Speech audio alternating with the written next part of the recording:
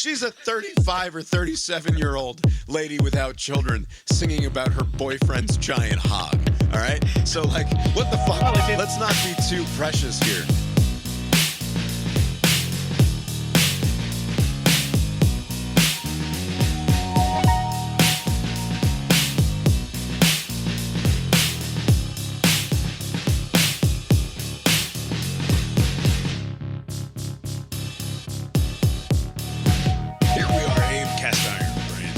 That exists because if 125 million Americans tuned in to watch the Super Bowl and I didn't sit down in front of my computer and talk about it, did it really happen?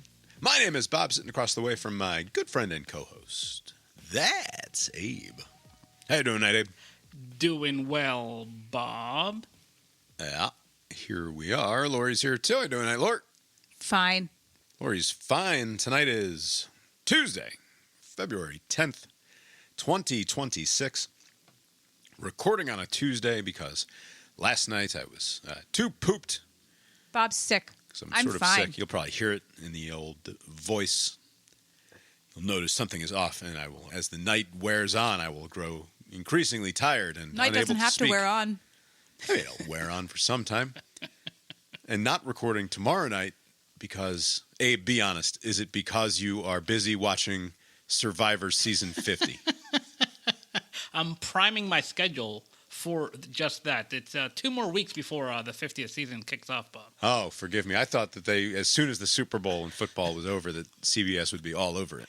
Well, they are all over it. I believe they're doing the best episodes from the past 49 seasons, which is kind of a weird way to go about it because these episodes only make sense in the context of the seasons. And it doesn't make sense to take it out of that.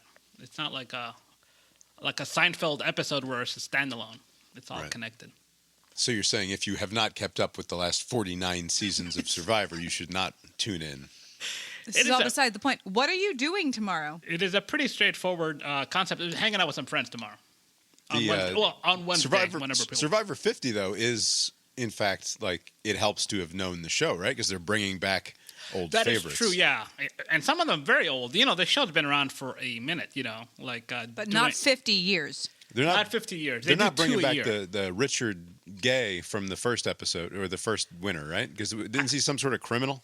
I have, for the integrity of the show, I have avoided watching whoever's in this. I haven't listened to any of the previews or anything, so I don't know who's in it, actually. I'm assuming that the more popular ones will be. Yeah, I got to avoid those Survivor spoilers. Yes. Although, as a fan of White Lotus, I am sad to report that earmuffs, Abe, Mike White actually died on the Survivor shoot. So, get ready for that.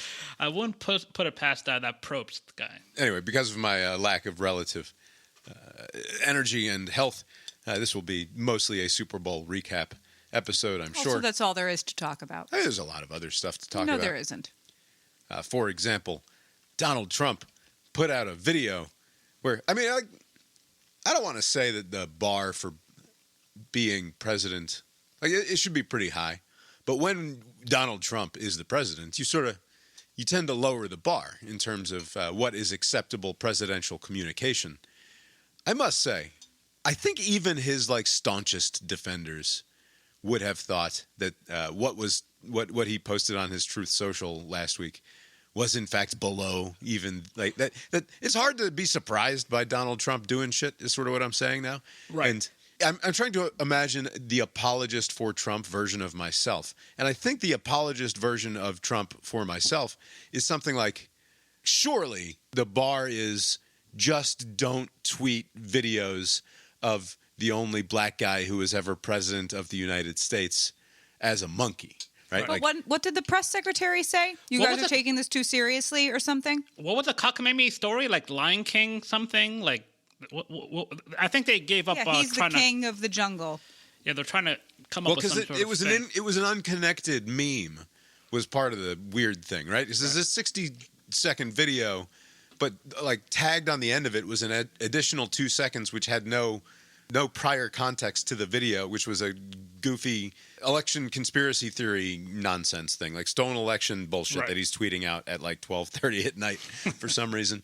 And then tagged on the end is another separate video meme that went out a few months ago, which showed Trump as the Lion King and King of the Jungle type thing, and included other prominent Democrats as the other animals of the animal kingdom from that movie. And so obviously it was offensive because they chose to make the Obamas into apes, and not great. But also, at least in the context of that original meme, it's like, well, we turned all of the Democrats into animals, so maybe it's not. And Trump himself is a lion, so maybe it's not so bad. I mean, obviously it's bad. I'm not defending it, but like somebody who wants to like Trump, you would think, just can we not call the black guy a monkey? I think. I think you shared that a screenshot of Senator Tim Scott, like the lone black senator.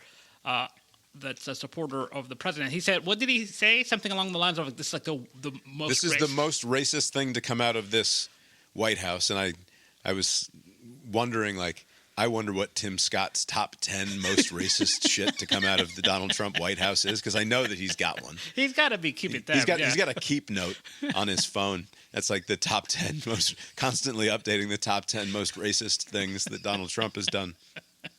And this one takes the cake. Right. Which I think it probably does, just in terms of just outright. So there's just no defense for it. There's no defense, but to that point, I think there are. You speak of the even the most ardent supporters of the president would say, I don't know about this one, but I think defending the indefensible is kind of the thing. Like that's how you show your loyalty to the president. Right, and so the most staunch supporters would love to defend this, and they have. And I think Tim Scott got flack for just pointing out, hey, it's kind of fucked up. Like he was getting some flack for just that. I saw a clip of somebody going on one of the off-brand news networks. I don't know if it was OAN or whatever Newsmax the fuck else is or out whatever. there. Yeah, right. Yeah. But it was like some guy goes on there and he's like, I got a friend that looks like a monkey and he's white, so I don't see what the big deal is. I was going to say that's the defense is I didn't know that was a racist thing. I thought people came from monkeys. I think a lot of redheads are more likely to look like apes. I think that's known. Oh, is that known? Like among whites. So I would wonder if this guy's buddy who looks like a monkey is in fact a ginger, which I never made that connection. I'll keep an eye on the ginger ape connection.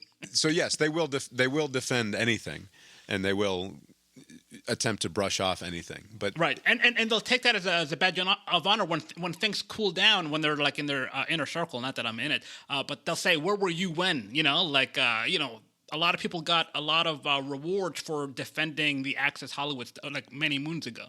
I think this is where we're at. So this is not a surprise that there are some people defending it. Other people try to downplay it or minimize it or do the Speaker of the House thing. I'm not aware of anything. What? I didn't see what Mike Johnson had to say. I assume he was asked about it. I mean, this is a guy with an adopted, grown adult black son. Oh, that's right. Yes. Not that there's anything wrong with that, right? Help who you can. Okay. Well, Super Bowl. Anyway, yeah, I mean, there's plenty of other Trumpy and newsy stuff to talk about. Savannah Guthrie. No, this is boring. Super Bowl. Her mother has been abducted, and they just released a video. Why did they wait so long? This has been kind of a story for a week or so, right? At least a week. And just today, the information came out. Are they concerned that their leads are going nowhere?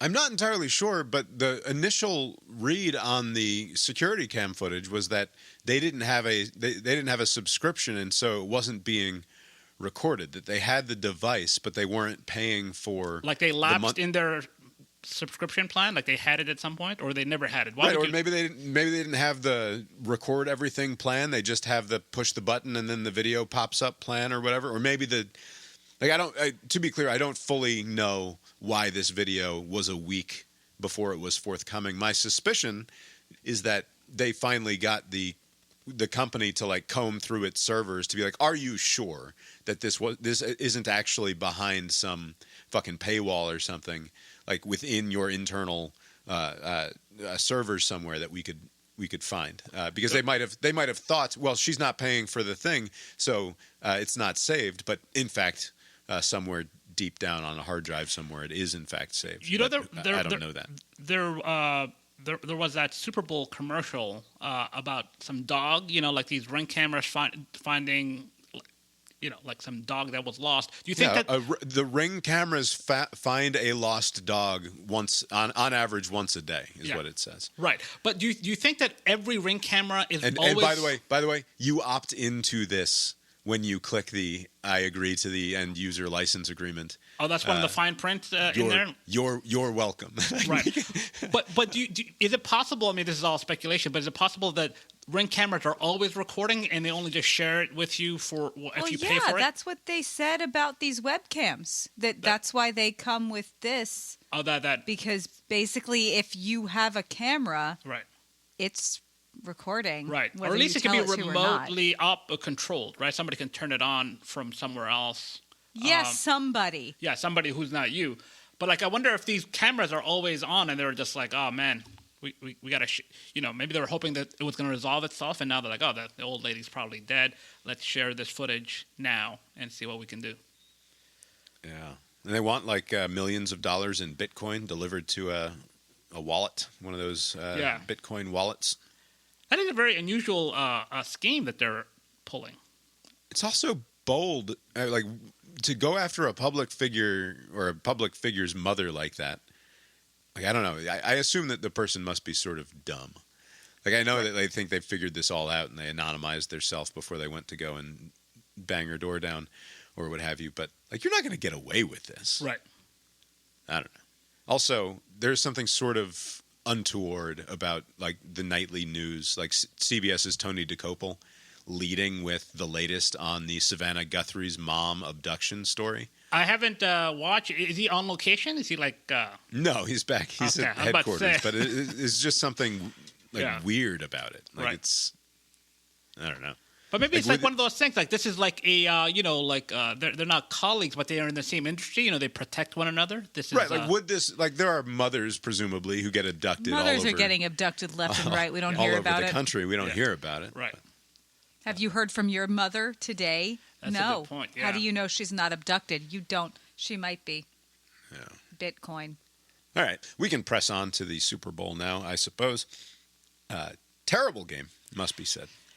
I liked it. It was not good because the Patriots, throughout this whole playoffs, Drake May and the offense have been dreadful, but they were playing dreadful teams, and they finally came up against a decent team, and they took advantage. Even though early on, I mean, they were just settling for field goals throughout, so they were always in it. I think it was 12-0 into the fourth quarter. So it's right. It was one of those where man, they could score a touchdown and all of a sudden have the lead or be within one score, and it's this is a disaster because they have played total dog shit and just getting the end zone already here, Seattle. They could. I mean, the Patriots. How did you take this in, by the way? Were you out and about, Abe in the world, or just at home? I was considering being out in the world, and I was I want to be inside of my apartment, and so I just watched it at home. A sound choice. It was good. I was able to sit down and just watch. That's good. We were also at home. Lori made. I made so much food. So much food. I think her best yet chili. I think this was. I think so too. My favorite one that you've made so far. I should try to write down what I did. It's a really good one. And a cornbread and a sourdough cornbread. Some sort of sourdough discard. Enormous chocolate bread. Wow. Yeah. But yeah, I've had good times, good Super Bowl experience. But again, game. Kind of sucked. But yeah, I guess the game wasn't as good as it could have been. I mean, last year wasn't great either. I don't know when the last very competitive game we've had, but yeah, the Chiefs got just throttled. Although I say that it sucked, I enjoyed watching Drake May get sacked 7 times, and I enjoyed I like these were good defenses. It wasn't May was not. I mean, he did not hit the open man a couple of times, obviously, and Darnold in fact had a couple of misses in this game too. But both defenses were good and were bothering the quarterbacks. And except when I'm watching Georgia, if I see a quarterback being hurried, I yell "kill" at the television. No matter which quarterback is in trouble of getting hurt. I always want the defense to kill the quarterback, and I always sigh in exasperation when the quarterback gets away. So I enjoyed watching the quarterbacks having to eat shit all night long. It must be scary. These pass rushers are so fast and so big. It's remarkable how quickly they get to the quarterback. I mean, Drake May was just running around. That offensive line was very weak. I think they're trying to blame the rookie, I think out of LSU, who had very small arms. But he was getting killed all night. Oh, yes. Yeah. Notably small arms? Yeah, no, that was thing? That was a tape on. Yeah, that was a knock on him. Like, he didn't have the length that I his height. I didn't hear Collinsworth going like, what you don't like about this guy is he's got the T-Rex arms, according to Pro Football Focus. Smallest arms in the league. This is the bread I made. Oh, nice. But before the game, they did the national anthem. There was a nice shot of I don't know who that singer was, Charlie Puth or whatever. He did a pretty good rendition. Who the fuck is that guy? I don't know. But Snooze. The transition into like, oh shit, these planes are gonna bomb us all. Like, was a very the nice. planes looked great. Yeah, I'm not usually a big flyover guy, but the formation was extra tight. And the perfectly placed cloud that just kind of like you couldn't see them immediately and just, oh shit, there they come. Right. So, but also the clouds which were like lit up with the fireworks remnants or what have you. Yeah. Like it all looked very good. I don't love the military flyover thing. I think it's usually pretty weird. And also it was lame when they cut to the cockpit camera and the two dudes are like, fist bump. We did it. Like what did you do? You were told to be at a place at a time. It's hard to do. That's not hard. The funny tweet was that whoever wins the Army-Navy game should get to do the flyover. Uh-huh. I like it. Nice. Yeah, raise the stakes of that game. I'd watch. Mm-hmm. And then they had I don't know because I don't know military planes, but then they had the second plane come in too behind the what was the main that? formation. I don't know. I hope it was like a B-7 or whatever, like whatever, some extra fancy new stealth bomber, and we just announce it at the Super Bowl. Don't tell anybody what it can do. That's right. Green Day was there. Great. Oh yeah, that was a very amusing transition because they did some like here are the luminaries, here's fucking Joe Montana and some others are coming out of like some truck or something, some weird like trailer. That was a bizarre decision. Like because they did a pre-roll movie of some sort that like had that trailer being dragged across the country. Oh, that's right. Yeah. And then they unloaded the. That's who they had in the cargo.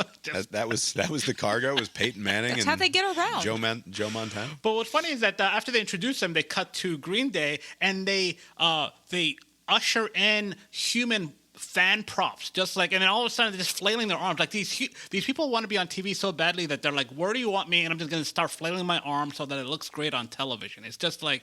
And then they start doing that, and then on the side you can see all of the NFL players just standing there waiting for them to get to the end so they can do their little cue at the very final moment. You mentioned the football luminaries who were there on the field before the game. Lynn Swann is always wearing his Pro Football Hall of Fame gold jacket. Like it's either his only one or like, does he just respect the jacket more than all of the other Hall of Famers that he was lined up there with? They had to convince Peyton Manning not to wear his full uniform. So it's fine. I wonder if he's in love with the attention that jacket gives him. Like, hey. But he's got one of those. Like, I know who Lynn Swann is without him having to wear the golden jacket. Do you think that the average person though would just what is he like in his 60s by now? I also don't know who he is with a jacket on. Older black guy, but if you have like a jacket, like, hey, what's that? Does Rory McIlroy go out in his Masters jacket from time to time? Probably. Anyway, Green Day opened with I went outside to walk the dog, and as I come back inside from walking the dog, I'm hearing Lori's got the TV turned all the way up, and they're playing the worst Green Day song. That's not what they opened with. They didn't open with that? What did they open with? They opened with Time of Your Life, quickly went to Holiday. Oh, they played like fucking 7 songs in 5 minutes? They played snippet. You know how these things go. You don't play a whole song. Yeah. Well, they played the worst Green Day song for some reason. They played the second worst Green Day song. I Walk This Lonely Road.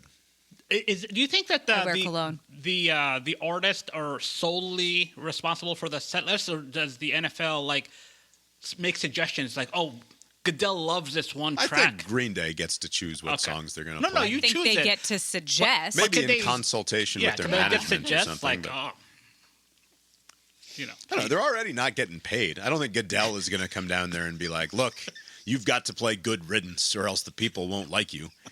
Like, although if I was Goodell, I'd go down there and be like, I just want to hear you do brain stew. Just play brain stew, and then we'll be good. Anyway, Green Day was fine. The Charlie Puth, Lori said, is just sort of like Bublé. Michael Bublé. Like, why do we need a Charlie need Puth both. if Michael Bublé is still around? It's not clear. I don't understand. Do they cover the exact Whatever. same ground? I'm sure there's some overlap. But. Yeah, it's the same. Boring. Men, what are we doing? Why did Kenneth Walker get the MVP? So, that's my question. You know, the first read is like give it to the quarterback, and the quarterback play was not up to par. So it's hard to do that. Like Sam Darnold, I think, was 50% completion. All Darnold needed to do was get a couple of those early field goals in, right? Yeah, if they converted, instead of field goals, those become touchdowns, like passing touchdowns, obviously, especially. Then it's his in a walk, right? Because they win 42-9 or whatever instead of what the final was. Right. So that did not happen. The defense as a whole was remarkably good, but that's not one person. Just give it to the defense. Make an executive decision. Have they done that before? Have they given it to like a unit? And at that point, why not the special teams? You know, the 5 field goals or whatever it was. Wasn't that a record? The punter was really good, but I would have just given it to the field goal kicker. Yeah. That's why I was disappointed when they finally did score a touchdown, because it was a lock that the field goal kicker was going to get it before they scored those touchdowns. To be fair, though, the running back had over 100 yards, 135. He had a good game, but he didn't score a touchdown, did he? I don't think so. No. But yeah, that's a lot of yards, and those were hard yards to get because the Drake May wasn't playing on defense. The New England defense is pretty good, and they were still able to rush over 100 yards. So, yeah, I think it was kind of a hard, where do we go? Like, we could give it to anybody on defense, special teams. Let's give it to the running back. It's not looking good for the AFC, though. Without, like, a competent Chiefs team, like, the NFC seems to be slightly better. Because even if you plugged in the Rams, they would have won the Super Bowl, too. Like, you could get a couple of teams out of the NFC winning the Super Bowl before anybody in the AFC would this year. Yeah, I think this Seattle defense, though, was particularly good. Yes. Like, I assume that at least we would have seen more offense. Although, I don't know, because this fucking, like you were saying earlier, this New England offense sucked throughout the entire playoffs. So it's possible any of the other NFC teams would have shut them down similarly. It is a remarkable defensive performance. What do you make of the nickname, the Dark Side? Oh, I was hoping you would bring up the nickname. The Dark Side. I mean, they had the Legion of Boom, which was a nice moniker back in the day. See, this is where I was going. I disagree. I think Legion of Boom, while superior, obviously, to the Dark Side, is also pretty lame. And I think this is just, I mean, part of it is the youths are lame and stupid. But, like, do they think that the Dark Side is a cool nickname? Or is this just some asshole in the Seahawks marketing department who came up with a hashtag and call stuck me Matty it on Ice because I'm cool. So call me Matty Ice instead of Matt Ryan. It's Matty Ice now. Yeah, I do wonder. I don't know where the name came from. It just out of nowhere. But yeah, it's just such a weird. They're kind of trying to shoehorn that in the whole time. I was like, all right, easy does it. Unless you guys are like bringing out the shivs and stabbing people in the line of scrimmage. Right. What is this Dark Side business? You're just better than the others. I thought Tirico was pretty good as the. I mean, he's always reliably good. Yeah, but I thought in a bad game, largely he was pretty good. And Collinsworth was not overly offensive. A mostly clean game, right? I think they mentioned like it took a while before there was any flag on the field. There was like some false start, but it was a mostly clean game. They let them play. There was no issues. I mean, it's not like a bad game, like in the sense that it was just poor play. It's just like so much good play on defense that it prevented the offense from doing what they wanted, and that's why. I knew it was coming. Like looking at the matchup, I sort of expected this to be not a very great Super Bowl game, and I was right. Well, and I feel like that's people who don't watch football wouldn't have enjoyed that. But if you enjoy football, then you enjoy defense too. Right. Yeah. And even though it's not Belichick and Brady, there are still a bunch of people who enjoy seeing the Patriots lose, and I'm sure they enjoyed the game in that respect. Right. it's got to be among the worst teams to make a Super Bowl. Yes. Like I know they have a pretty good defense, Yeah. but nothing that they did. I didn't watch. I don't know if I watched more than a single Patriots game during the regular season, but nothing that, and I saw all of them during the postseason. Nothing they did this postseason was at all interesting or good. They barely survived against that Denver team that was dreadful themselves. Right. Jarrett Stidham. But that's the thing. Like, Houston had a great defense. They had C.J. Stroud, though, and he would have been embarrassing in the Super Bowl. Jarrett Stidham, I don't know if Bo Nix could have made it, like with his injury. So, like, if Stidham was in there with the Broncos, like, they would have got destroyed. I mean, maybe Josh Allen would have made it entertaining in defeat, but they wouldn't have won either. Like, no one out of the AFC could have beaten this Seahawks team. Yeah. All right. Game-wise, that's enough, probably. Yeah. Congrats to the Seahawks. Absolutely. And a noteworthy mention, the head coach, a Georgia alum. Oh, yeah. I definitely made that dude pizza. I mean, I can't say that I definitely made him pizza, but he's born in 1987, so he came to Athens at my peak years of pizza making for the student population at Georgia. So he definitely ate one of my pizzas at some point. And I think what was weird, they were mentioning some high school he went to in Atlanta, and Maria Centennial. Taylor. They were one of our rivals. Oh, no at, kidding. Chattahoochee, yeah. Maria Taylor, that woman, who does that. She also went to the same high school. It's just weird that the NBC person and the winning head coach went to the same random high school in Georgia. It's a big high school. And, she's Maria Taylor, also a dog. Yeah. Speaking of Maria Taylor, they had instead of showing the Olympics, which were going on in Italy, and NBC has the rights for, they still did the 6-hour pregame show, which has it ever been more inessential? And I recognize it is an inessential thing by nature, right? Like it was always a ridiculous obscenity to have a 6-hour pregame show before the Super Bowl. But somehow in the era of social media and television just not mattering in that way. Anybody who wants to know what they're saying knows it already. I was browsing and I was like, let's see what Olympics are on. And I went to NBC. It was like, oh, no, of course, there's no Olympics on this channel. They have the stupid pregame show on. I got to go on USA or whatever to find the Olympics. I wonder if that's like a strategic decision because, if people are congregating or people are prepping for a get-together later, they just want to have something in the background and something Super Bowl related. And so they're like, oh, we need the longest runway ever. NBC must be thinking like, it's unfortunate that the Winter Olympics fell on the same year that their rotation is due. They rotate, NBC, CBS, Fox. I mean, I don't think that they're mad about it. I bet. Well, they're glad to be able to run constant promos while 125 million people are watching. Maybe, but you can have the Super Bowl next year, so they can do all of the coverage they want, and then they could have the full coverage of the Olympics now. Because like Tariqa would have been in Milan or wherever the fuck they're doing this, right? But now he's got to do both, and he's got to fly over. They're already short Savannah Guthrie. You're watching an NBC product no matter what. Yeah, you're either going to go watch the Olympics on Olympics NBC, or you're going to go watch Super Bowl stuff on Super Bowl NBC. They win no matter what. Right. You think that creep timed the abduction of Savannah Guthrie's mother to maximum exposure because NBC was going to be in the news so much anyway? When I saw the name of the woman who was replacing her, I was like, she did it. You think it's an inside job? Like somebody, like, I want my job back? She just wanted to go to Italy. Yeah. Yeah, the only thing that I've watched Olympic-wise is the leg injury. Anytime there's some sort of leg injury, somehow it comes across my feed.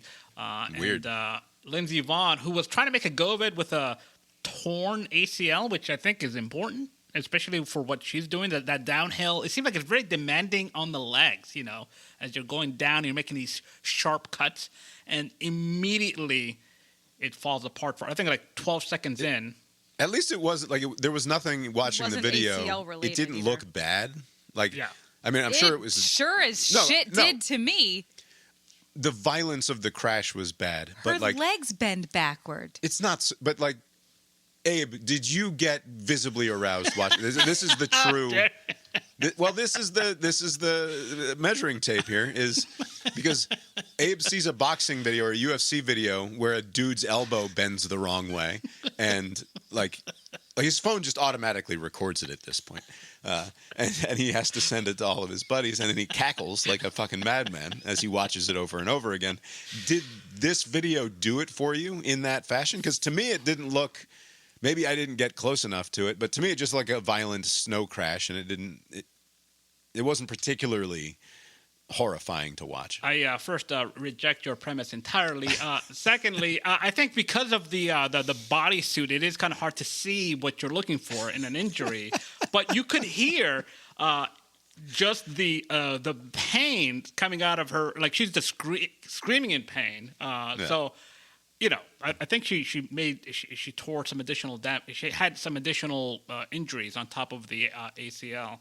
Yeah, she broke her leg. Yeah, I think her leg was broken, and so again, I don't take any. By the way, speaking of, this. it is misleading for all of the push notifications to include U.S. skier Lindsey Vonn airlifted off the mountain without clarifying, like, well, that's the only way down. Yeah. Unless you can ski down. Unless you they're not going to put her on She's a not gonna stretcher walk. and just like shove her the rest of the way down the mountain. Actually, could they they had those the dog sled thing that they do, the Iditarod? It's Maybe they too could just steep. drag her down. It's too steep for the dogs. But yeah, you're right. There really is no other way. Do you think that there's an expense? She has to pay, because that's pretty expensive. No. I would hope that the That's U.S. included. World Committee covers that, whatever the additional Helicopter. expenses. They're hanging out waiting. They're just hoping someone crashes so that they can go to work. We were watching the slalom, and it's really funny to me. They have these dudes, and you're doing the slalom, and you're just fucking attacking down that mountain, right? Just as fast as you fucking can. And then when they show the reverse shot from the bottom, like looking back up the mountain as the guy or the girl finishes the last few gates, you can see back near the top of the mountain some dudes in dark clothes slowly meandering down. And I presume that, I don't know this, but I presume that their job is to reset the gates and to, like, if any big chunks of ice or like anything that happens, they're resetting the course for the next individual coming. That makes sense. But when I see it, there's something really funny to me about watching this guy just at top speed, most important moment of his life, just furiously tearing down the mountain. And then you can see in the background these three dudes in dark ski clothes slowly back and forth at the top. And to me, they look like the nihilists from The Big Lebowski. Like relative to everything else that is going on. Like, oh, we don't even care about your skiing. We go slow. Why you go so fast? It was very funny to me. I kept giggling. If you put Lindsey Vonn's outlook on life, which is like, fuck it, live a little, and into Simone Biles' decision making, like when she said, like, I got the twisties, I'm not going to participate, I'm going to die. Like, if that was Lindsey Vonn, she would have went for it, even though she had the twisties, and she would have broken her neck. So it's good to show a little restraint. She would have fucking died a hero. you would be celebrating her now? What a gal. Instead of living long enough to become a fucking pussy. Anyway, Lindsey Vonn is an angel. Yeah, sure. She's fine. I'm sorry that she did not. I mean, she wasn't going to win with a fucking broken ACL. She did her best. She did what she could. Multiple surgeries in her future. Do you think, what was the chick's name? Breezy Johnson or Breezy Jackson or something? Yeah, that sounds right. She won that event where Lindsey Vonn shattered her leg. Was she down there sitting on that? Because they have the leader's chair, I guess, where, like, if you're number one, like in the clubhouse. Yeah. You're just sitting there watching everybody else come down the mountain, see if they can beat you. Yeah. Do you think when Lindsay went down, she was secretly just sort of like, they were showing reaction shots. There was one guy in the audience that was probably like a bizarro version of me that's Italian. Like, he was showing people the crash on his phone. And he had this stupid face on him. But they didn't cut to any, I didn't see any competitors reacting anyway.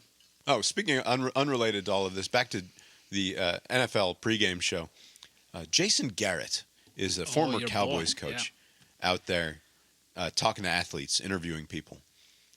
the most charmless men. Yes. Why?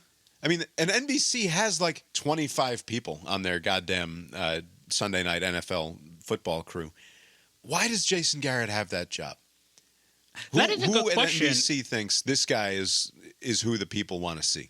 They have moved people before, like Dan Marino was on, like, I think the CBS studio show for a while. They're like, oh, this guy kind of sucks. Like, they usually rotate people out, especially when some new person, like, retires, whether it's a head coach or a player.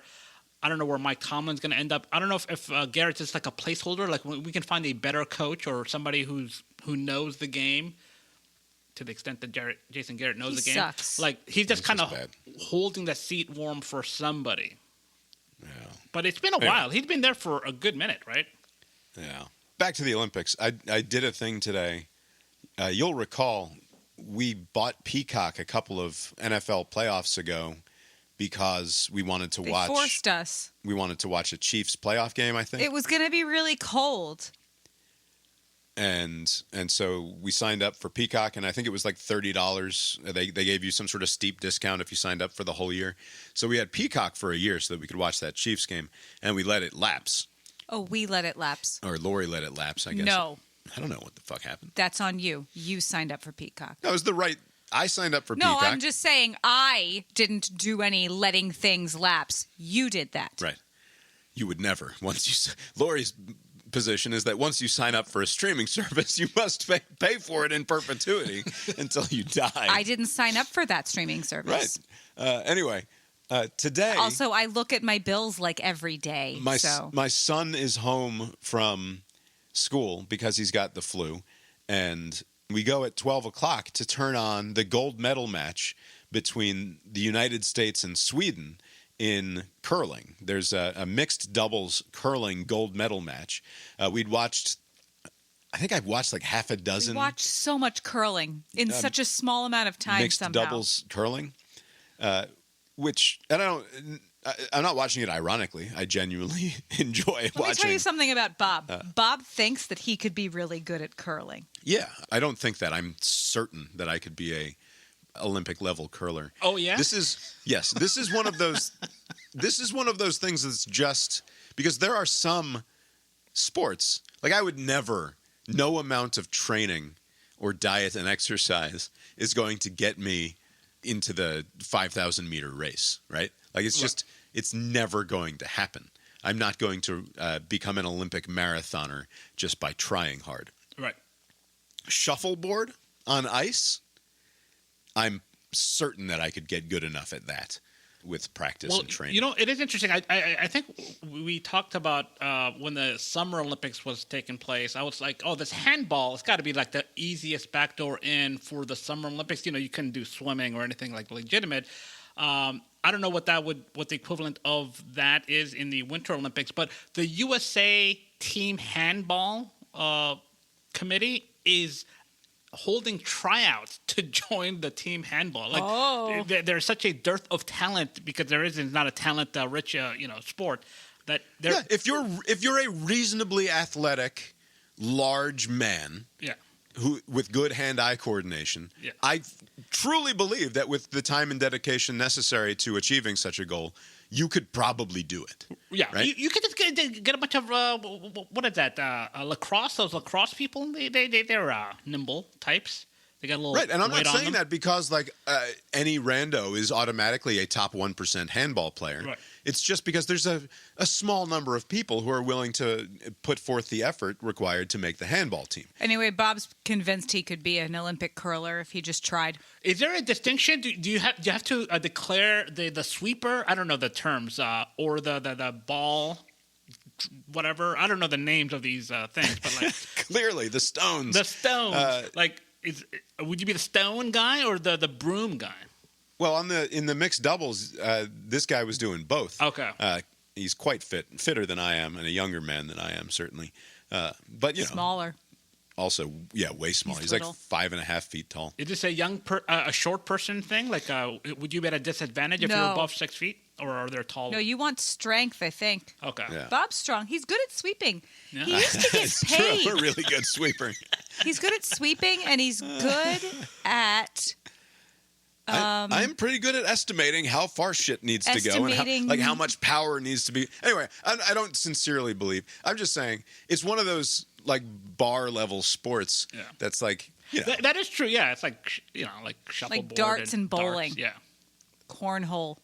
Although I will say, I know nothing about this. I do not think that I could be a professional level darts player. Like I've played enough darts to know that I could have a dartboard in my basement and practice for 2 hours a night, and I would get better. But I would never be the darts guy. Right. You know. I think the really good dart players or billiards or table tennis. I think you fancy yourself as a good table tennis player, Bob. Well, it's also more fine motor, not table tennis, but the darts and pool right. No, is fine motor. I might be because I have no idea what the pool is. I might be a 5% table tennis player. I am nowhere near a 1/10%. Like the bell curve is just the curve is quite far out there. He's not Chinese. So. But like, what are the other Olympic sports? Because like you think because we watched some luge the other night also. And I wasn't thinking that like any old asshole can get up there and throw himself down the ice chute and get down pretty fast. Like, what are the chances that we're actually acquiring the top 1/10%? This is what I'm saying. Of the world's losers. I am newly disappointed in America for not winning a gold medal in every event every year. We have no excuse. We have all the resources, the most diverse population and geography. Figure it out. Yeah, but those Germans and the Dutch, they like the ice sports. Like we can find people who like the ice sports. So I just shared the participants by nations, and the U.S. has fielded the biggest team in this Olympics. Yeah, like we have no excuse. But if you look at Norway only has 80 participants, but they are the favorites to win because what they're participating in, they're the best at. Whereas the U.S. team... And they have a culture of fucking skating and bobsledding and all of this other bullshit, right? By the way, like if I don't know which is the useless end of the multi-person bobsled team, but like that's another easy way in, right? Like if to be like the second dude inside the bobsled. What does that person do? Like, no, you got to know because you have to be big and fast. I don't know. I've seen Cool Runnings. Sanka was a fucking idiot. Couldn't do anything. He was the back. Right. What was the point of Sanka? He was not a superior athlete. You have to count, just fucking high all you the have time. to feel the rhythm, feel the rhyme. Speaking of Jamaican bobsled Get on teams, up. they had Snoop hanging out with the Jamaican bobsled team at one point. That's right. And the commentator, like they cut back, the studio chuckle fuck after the interview says something like, "Yeah, I can see why they were all hanging out together." It's like, hey now, are we making marijuana jokes at the expense of Snoop and the Jamaican bobsledders? We were talking about the Super Bowl, though. That is his brand. Anyway, back to what I was talking about, Peacock and subscribing. Yeah. So I turn on to watch the curling this afternoon, and the studio lady goes, we go now. I know you're excited. We're excited to bring it to you. And the channel guide says fucking gold medal match between Sweden and the USA in mixed doubles curling. So we tune in. Studio lady goes, we go now to the fuck off cooler venue in wherever the fuck, Italy. And we'll bring you the first part of the gold medal match between the USA and Sweden. And then it's going to move to Peacock. It's like, what the fuck are you talking about? You're bringing me the first part of this match. I'm tuning in specifically to watch this. It's on the channel guide. This is what I was promised. And now you're going to tell me we're actually going to move this to Peacock in 15 minutes after we give you a little tease? Right. They said, yup. That's fucking shameful. Yeah. And they sleep well at night. My son is home from school with the flu, and he wants to watch his favorite Olympic sport, which he was all into the curling also. I'm like, should we go ahead and just pay the $11 and watch so we can watch this fucking curling match? And he said, yeah, I think so. He said, yeah, you promised me a book 4 days ago, and it still hasn't arrived. You can get into that later. That's good fucking $11. Good parenting by me. So, yeah, again, Peacock has got me with their bullshit where I'm going to be on. I gave them another $11, which I will cancel my subscription as soon as the Olympics are over. But it's Will fucking you, though? ridiculous. The coverage is better than just watching it on the television? You can't watch it on the can't watch television. it. We couldn't watch the curling on TV Until nighttime. until nighttime, Oh. and we wanted to watch the event live. It's completely unacceptable. There's something fundamentally shameful and un-American, and like it's bad. It's bad enough you have to pay a cable pack. Like we already pay a cable package. They already get whatever chunk they get from us. YouTube TV package. Right, but we pay YouTube TV for the privilege of having access to all of the NBC Universal bullshit. And now they want to be like, nope, you're going to need Peacock too, asshole. Like, fuck you. Yeah. What the fuck are we doing here? On the other hand, the strategy is working. Yeah, we are collecting your $11 is what we're doing here. Is it ridiculous? I'm not wrong to be outraged. No, No, you you're not are wrong, in the but right, yeah. welcome to the world. Yeah. It's the enshittification or whatever that word is. Just make it worse.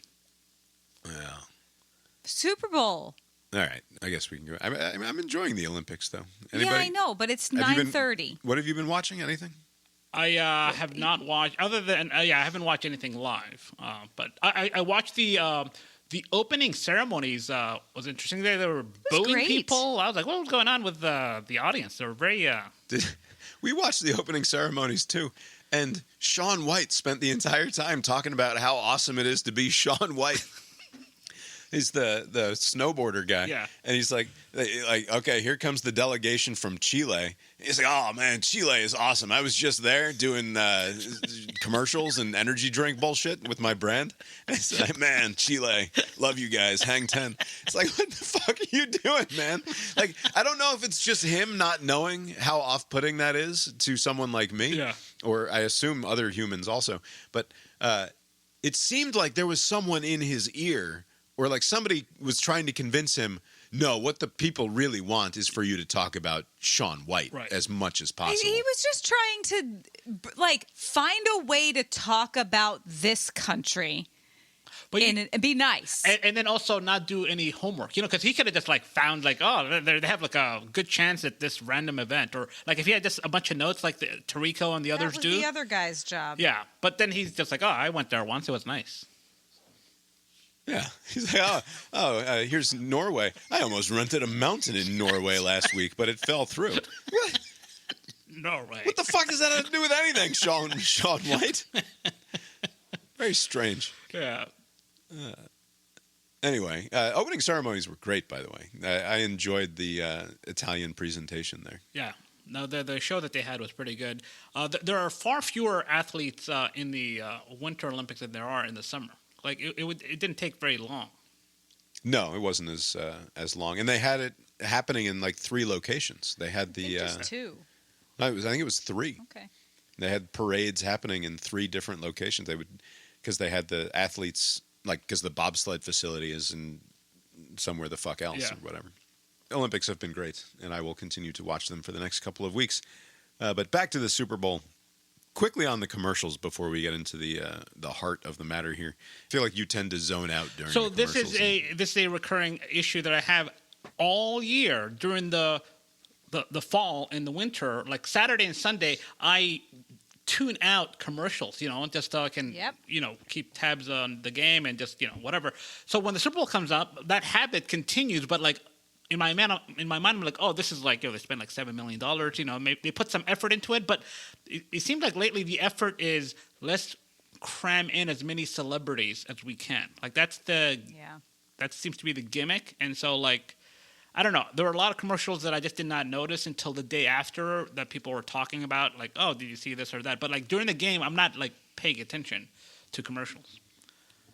Yeah. A lot of AI stuff, though, right? There were a lot of AI related. A lot of AI stuff, a lot of 90s throwback stuff, which was kind of funny because also at the ice dancing the other day, It was last the night. theme of the ice dancing gold medal round, or maybe it was just the entire program, was 90s. And so it was a bunch of like shitty 90s dance music that these horny means people awesome 90s dance music. were ice dancing to. Horniest Olympic sport, by the way, is ice dancing. Oh, yeah. I don't think there's any question about that. Like most uncomfortable to watch with your teenage or preteen children in the room. is the ice dancing. But yeah, there was like they had 2 different Backstreet Boys commercials. Back to back. Really? Like, yeah, within just a minute or 2 of each other, I think. 'Cause they had the T-Mobile one where the Backstreet Boys are the surprise band inside of a curtain or something. One of those not very believable like pop-up concerts or whatever. Okay. And then there was the Coinbase commercial where they just played that Karaoke. Yeah, it's like Backstreet Boys karaoke. And then the stupid Ben Affleck commercial was just a 90s I didn't like it. TV. Like they had Steve Urkel was in it, and Carlton from Fresh Prince was in it. That's right. Yeah, there were a lot of that. Yeah. It was very off-putting. Wasn't there like a sitcom version of Good Will Hunting? Yeah, that was that was that Dunkin' one where he's commercial. pretending to be the Dunkin' Donuts employee version of Good Will Hunting. It was very weird, Right? And everybody was de-aged, and it looked slightly uncanny valley. I didn't like it. You know, there's always like a decade that people finally look back to for some reason, like the 50s, the 80s for a little bit, although people were mocking the 80s more so than anything. And now it seems like the 90s is like in fashion. Is it? It's almost like the people who grew up in the 90s are the ones making the money. Almost. That is certainly a part of it, that we are now officially the target demo here as we get older and have, in theory, disposable income. The people who don't have children have look at Abe. Oh, yeah. But do we have to go back to pre-Bush America? Pre 9/11 to, like, is the sweet spot. So right? like, so that was that was exactly my framing. Is it that we have to go back to pre-Bush to remember a time that we didn't all sort of fucking hate each other, or is it more broadly a question of getting back before 9/11? Right. And, I think it's kind of It's 9/11. It's kind of hard to separate the two, because like, what would a Bush presidency have been without 9/11? Like, you know, there's no Iraq war. Shorter. Right. Yeah, but he like making deals with Ted Kennedy it was a year, for, you know, not even. Yeah, like coming up with clumsy, like No Child Left Behind, you know, things like that. What was the gimmick? Compassionate conservative or whatever. Like, not a lot of foreign stuff, just very domestic, comprehensive, whatever. Like, yeah. So I think the watershed moment is not Bush or Y2K. It's 9/11. Like, that was the watershed event. Yeah, it's just that because those first couple of, like, until late 2003, 2004, like 9/11, like, it was the hating of George W. Bush that became, it's distinct from 9/11. Like, the immediate post 9/11 thing still feels like fucking super unified, very 90s-y sort of feeling to everything. It's not until we get to George Bush hates black people. The Katrina. Katrina. Katrina, right? Like, I'm not saying that the bifurcating event isn't 9/11, but like, somehow we held on to it for a couple of years afterwards. But I think like Bush and his people, they kind of went on, to use a poker term, tilt. They kind of just went crazy after it, you know, to where they started making a lot of bad decisions as a result of it. So Lay's, for a couple of years, has done these eat our potato chips because of America's Heartland Family Farms or whatever, and they did another one of those this year. And I'll just say, it continues to be weird to me to try to convince me to eat a potato chip because of America's Heartland and Family Farms. You don't want to see them starve, do you, Bob? Get fat. I don't, because I'm trying to imagine the lives of these people. And when they say family farms, we're talking about, not to say that their lives are easy, but these people are almost certainly worth millions of dollars. Right. Yeah, the old concept of like a family farm is like from a bygone era. It's mostly like companies now that run these farms. In America, it is. Yeah. Right. If they're selling their potatoes to the Lay's Corporation, it's a Monsanto they have potato. A lot of them. Yeah. They're not taking a couple of pickup trucks full of potato barrels down to the fucking farmer's market and finding the Lay's representative. Some other time we can talk about slow food Presidia and the... Did you say slow food? Slow food. Yeah, we can talk about... Some other time okay. we can talk about the small farms and biodiversity. Not right now. Okay. But speaking of food, though, what was that bonkers... Mike Tyson, I used to be 400 pounds and my sister died ad? What? My sister was so fat she died. which was good because otherwise I might have beat the shit out of her if she'd lived long enough. Are we really taking this sort of advice from Mike Tyson, like convicted rapist and known violent psychopath Mike Tyson? Like, I know that he has been rehabilitated in the culture for quite some time. He paid his dues, to society. Oh, yeah? Is that your position? That's society's position. He's out and about. He's doing commercials. I mean, I felt as a man, I felt uncomfortable with that extreme close-up of Mike Tyson's face, knowing the violence inherent to his very core. I mean, and also there was a period where he was a little chunky, but he was exaggerating ever so slightly about how fat he got. It's like he was in good shape then, too. He was fucking 19 when he was like killing dudes in the ring, right? Like, are there pictures of him when he was 13 or 11 where he's a real fatty? No, I think this is post, like when he when he retired. Oh, like he was like coming out of jail or something. He was fat. Yeah, but like. Yeah, he just looks like a guy. Yeah. Oh, and then he went on like an all pigeon diet and got healthy again. That what happened? That's what the AI is going to report if I ask it. So, the Pepsi ad that featured the polar bear choosing Pepsi Zero over Coke Zero. Oh wow! This is like one that "Can You Hear Me Now" guy went to Sprint. Catch that one. I don't like that. Traitor. Yeah. So what's interesting to me about that commercial is that also a 90s throwback commercial. Soda ads have, I think, and sort of secretly always prefigured our current blindly partisan or like blindly tribal negative partisanship life that we live now in the culture, because no one has ever been convinced by a soda ad to change teams. Right? Yes. Like, I've never watched a Pepsi commercial and thought, oh, maybe I'll give Pepsi a try again. Right. I watch a Pepsi commercial, and this one in particular, it made me want a Coke Zero because that's my preferred soda water of choice. That's your soda tribe? Right. Like, if I'm going to drink a soda, it will be either a Coke Zero or a Diet Coke or a Diet Coke with lime or whatever the fuck. But usually that's not the deciding factor. Like, if you're choosing, you're going to the grocery store, fine. But, like, you'll go to some establishments that have some deal with one or the other. Like that, you wouldn't. I will get water. Okay. If I go there and I want a soda and they only have. If you're super tired. Unless I'm super tired and I need the caffeine, then I'll get the fucking Diet Pepsi. Okay, so yeah, that's where I differ. Like, if I'm choosing something, whatever I'm into, I'll pick it. It changes. But, like, if I'm somewhere, if you have Pepsi Zero and not Coke Zero, there's no difference. Just give me whatever. Come on, give me the soda. No, you? Yes, just give me the drink. For me, and I think for the majority of people, it might as well have been a Coke ad. Well, not for the majority of people. For the majority of Coke partisans, it might as well have been a Coca-Cola ad. I don't like Coke, but I love Diet Coke. But I like tradition and propriety, and those polar bears are Coca-Cola bears. Right, and I have. This is not me making that sort of value judgment. It's me. I'm just saying, and part of it, in fact, because I'm such an obstinate weirdo when it comes to like not wanting the commercials to have an impact on me.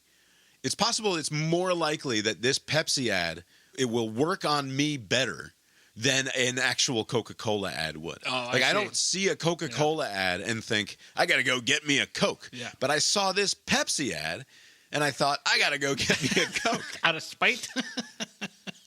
Out of spite. Out of spite, basically, yes. Oh, there you go. Was there any commercials you guys liked? I mean, none of them really were awesome. Wasn't there like the Budweiser that be. had the horse and the American? I missed that one. My mom really liked that one for some reason. I liked the farmer and the retiring one. People liked the dog. There was a dog. Some people liked the dog one. I found the Ring commercial to be creepy, and people liked the Lady Gaga doing a cover of the Mr. Rogers song. I didn't. I didn't catch that one. I think it was like a Rocket Mortgage commercial, and it's a bunch of I got this racist neighbor, or I have this other nightmare neighbor, and then tragedy happens, and now we're less racist to one another, and it's all scored to the Lady Gaga cover of the Mr. Rogers "Beautiful Day in the Neighborhood" song. Okay. Which, whatever. I did one final question on the commercials. There's a commercial for Nerds candy. These new That explode. exploding juicy gummy clusters or something. How many fucking $1.99 packages of Nerds gummy clusters do you have to sell to justify a $10 million ad buy? Yeah, actually, that was not the only commercial where I Do the thought math that. there if you want. There was a commercial about website design. I'm like, who the fuck is creating websites this day and Well, age? Squarespace has been doing this forever, though. Squarespace is... I know, but what you think that industry is? I mean, when's the last time you actually visited a website that's not like ESPN? Was that the one with Emma Stone? I throwing forget a what... fit? Emma Stone... Yeah, I think Emma Stone was... She broke the computer She was because her domain was taken. Yeah, she was pushing Squarespace, I think, maybe. But yeah, Anyway. I wonder if it's just like a brand thing, like it's like a lost leader somehow. Like they're not making money off of it. They just want people to know this Nerds thing is still around. I guess. It's just like... I understand the economics of like the Mercedes commercials. Not that there were any this Super Bowl, but like you only have to sell so many Mercedes to make an ad buy during the AFC Championship game worth it. And yeah, also they need to elevate their brand and to be seen to be whatever. But Nerds, like I sincerely don't understand that. Like maybe I just don't realize how large the market is for people to buy that children's candy. Yeah, what's the markup on that? Like, you can't, Yeah. All right. On to the Jesus Christ, sorry, Bob. but football season is over. I might not have another chance. Yeah. So unrelated to any of this and any of these commercials, there was an ad that ran for much of football season for the Wings outfit, Wingstop. Yes. And the commercial is this the weird bestiality commercial that you have a problem with? No. You're thinking of Buffalo Wild Wings, where Heidi Gardner wants to make babies with the anthropomorphic flying buffalo. And he's not interested at all. No, eventually he's like, all right, if we can eat here with our weird offspring, then we can all, like, I'm down. It's not weird for him. Like Oh yeah, I think it would be weird for him too. He should stick to his own. You heard it from Abe. He should stick to his own. Fucking racist. Wingstop ads are the one they ran throughout football season. It's like they play a ZZ Top song, and they use this nostalgia framing as though we've spent the last 30 or 60 or 90 years, like my dad and your dad and his dad before him went to Wingstop, and like we've had like as though Wingstop has some sort of prominent place in our culture in a way that is at all of significance. Have you ever been to a Wingstop? It's the weirdest, like, what do they call it when you wear a medal that you shouldn't be wearing? Stolen Valor? Or Stolen Valor. Yeah. It's the weirdest, like, Stolen Valor nostalgia trip that I've ever seen. I wonder if you can, like, AstroTurf nostalgia. Like, there are a lot of people in their, like, late teens and 20s. They're just going to assume, this thing must have been around for a while. Like, you're just assuming that's true. You're not maybe looking back, we're not the target for that. So they're, like, introducing a past that never existed. We know that, but the kids don't. So they're trying to incept into our minds. No, not ours. Not our minds. Our young children, like the younger people. Than us. So our kids are going to become convinced. Yeah, we always go to Wingstop. That their ancestors went to fucking Wingstop and had a a good time. No, that's what it is. I think I got Wingstop one time in my life and was wildly disappointed. I don't think I ever have, unless you brought it to me. Like I know they have thousands of locations, but does anybody give a single shit about Wingstop? I don't think so, but yeah, I think Abe's right. I think this is telling the Gen Zs, you love Wingstop, right. And they're just like everyone always has. And they're gonna have like false memories all of a sudden. It's like, that's not true. That never happened. It didn't even. But they don't know because it's all new to them, and they're idiots. Yeah. Here in Atlanta, like there are probably more wing locations than there are churches, and there are plenty of churches. And I don't mean like the chicken place, the Jesus place. Right.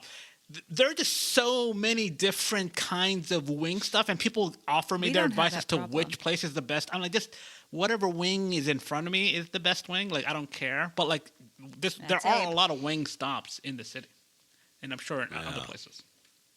All right, halftime shows. time. Shows. Did you guys watch both? Oral.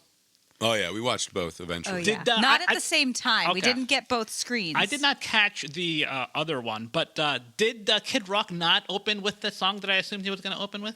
He, in fact, did. You could have made some money on some prediction market or another. I know my Kid Rock. But let's start with Bad Bunny. Bad Bunny. What was your take on the Bad Bunny halftime show? Abe? This could have been because the first half was dreadful. I was very entertained by the production value and the storytelling. I had no idea what the references to, because he kept on stopping at different things, and I'm like, oh, this must mean something to somebody somewhere, and I'll find out in the future. It means nothing to me because I don't know anything. I don't know what he's saying, but it was a nice little like it was a nice show. They had my girl Jessica Alba there. I enjoyed it. They sure did. But I did not really understand what he was saying. And then Jessica Alba was there? Oh yeah. Yes, she was. I didn't notice. I didn't either. Pedro but she Pascal was. and others were there, but I want once. Ronald Acuna Jr. was there. Oh, that's right. Yes, he was. Yeah. Not Puerto Rican. It Yeah, doesn't. but, Neither is he Ricky Martin speaks or Spanish. Lady Gaga. Didn't he like? It's like the Bad Bunny doctrine. Like he was like naming every country in the Americas, both North and South, including Canada. Yeah, it's fine. Yeah. I loved it. Me next. I thought it was great. Yeah, a lot of butt shaking. Great energy. Is that a close to the equator thing? Like our cultures that are near It the probably equator? is. They're like, I'm sure that if you looked that up, if you yes. stray from there, the further north or south you Africa get. and- Yeah. yeah. It's like It's also where it's hotter. Is what about? is butt shaking The booty a shaking. product of the equator? Do you think cultures Probably. that are around the equator are into butt shaking more than others? It's a good thesis to write. I thought it was great. Changed where nothing. the Earth is at its widest There you go. Yes. is where the asses are at their widest and shakiest. Is what you're saying? Yes, that's what he's saying. That was a great halftime show. That is the only part of it that translated for me. Right? It was hot chicks with big tits and large asses moving their bodies provocatively. There was one two dudes gyrating at one another for like half a second, but it was Yeah, that got weird. It was like they were sort of hidden behind an open truck door, and it looked like they were going to do something back there. And that couple actually got married. Yeah, I didn't. Okay, so I did not know that. I was like, oh, this is a real thing. Like, Yep. kudos to them. Very fun halftime show. And- Great work, halftime show. Way to not be boring. The one thing The thing I do to warm up for Super Bowl is watch all of the previous halftime shows. how far back do you go? It's taking. I start at the beginning. Seriously? I skip some. Okay. Didn't they have like marching bands back in the day? I start with Michael Jackson. Okay, there you go. The modern era. And then continue on. And I skip some because I don't want to watch it. And this year I did not make it all the way to the more recent ones. The Justin Timberlake, Kid Rock, Janet Jackson Watched that one. Do they? Is it exposed boob or do they cut away? I don't know. It's just on while I'm cooking. It all happens so fast when you watch the replay. Like they it's not a tight shot, chest up only. It's a full body shot of the two of them. I think they're on the stage, and it's like the moment his hand rips away the tearaway bra. They cut to, because it's the end of the whole thing. So there's a big fucking dint, and the fireworks go, and so they want to show you the whole stage production in one shot. And so like it was obviously a pre-planned move to smash cut to that final shot, which I happened to be in the kitchen at the time that Lori had that one on, so I stuck around to watch the big moment. Purely coincidence. And Did stick around for Paul McCartney the next or whenever he showed. it's just, I think I said on the show last week, without having watched it recently, it's so implausible to say that this wasn't planned. But then you, like, watching it live, it is so hysterically implausible. There's no plausible deniability. And I know that they tried, like, with the wardrobe malfunction, and they were pretending like this wasn't on purpose. But that was because of the reaction, right? Is that why they were denying that it was intentional? Because people were freaking out that were like, I don't know, was it just a prudish era? I mean, people are still prude, but especially then. People were, yeah. And so, just I mean, it remains inappropriate to rip the bra off Janet Jackson while she's standing there on stage. It was an inappropriate provocation on purpose. Like, what did they think was going to happen? Anyway, this They recent took her one whole was tit great. out. Yeah. Just one. Anyway, yeah. So I tend to agree. I thought that it was a really good halftime show. I enjoyed it. What's funny is I think I enjoyed it more than last year's, even though I thought last year's production was also pretty good in terms of just the visuals of it. And This was, I mean, it was daytime, so that's one thing, but it was just brighter. There were human trees, just props, just like pretend. Yeah. they didn't get everything out of that I thought they were going to. Apparently, that's just the fastest way to do that. I kept waiting for the trees to come to life, like Wizard of Oz style, and start doing weird shit. Yeah.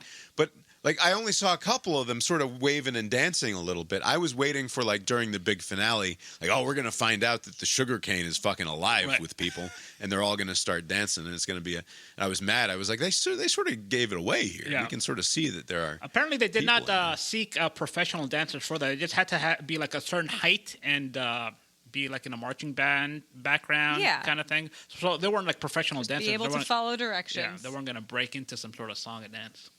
Yeah. I learned about myself that I know what Ricky Martin's voice sounds like.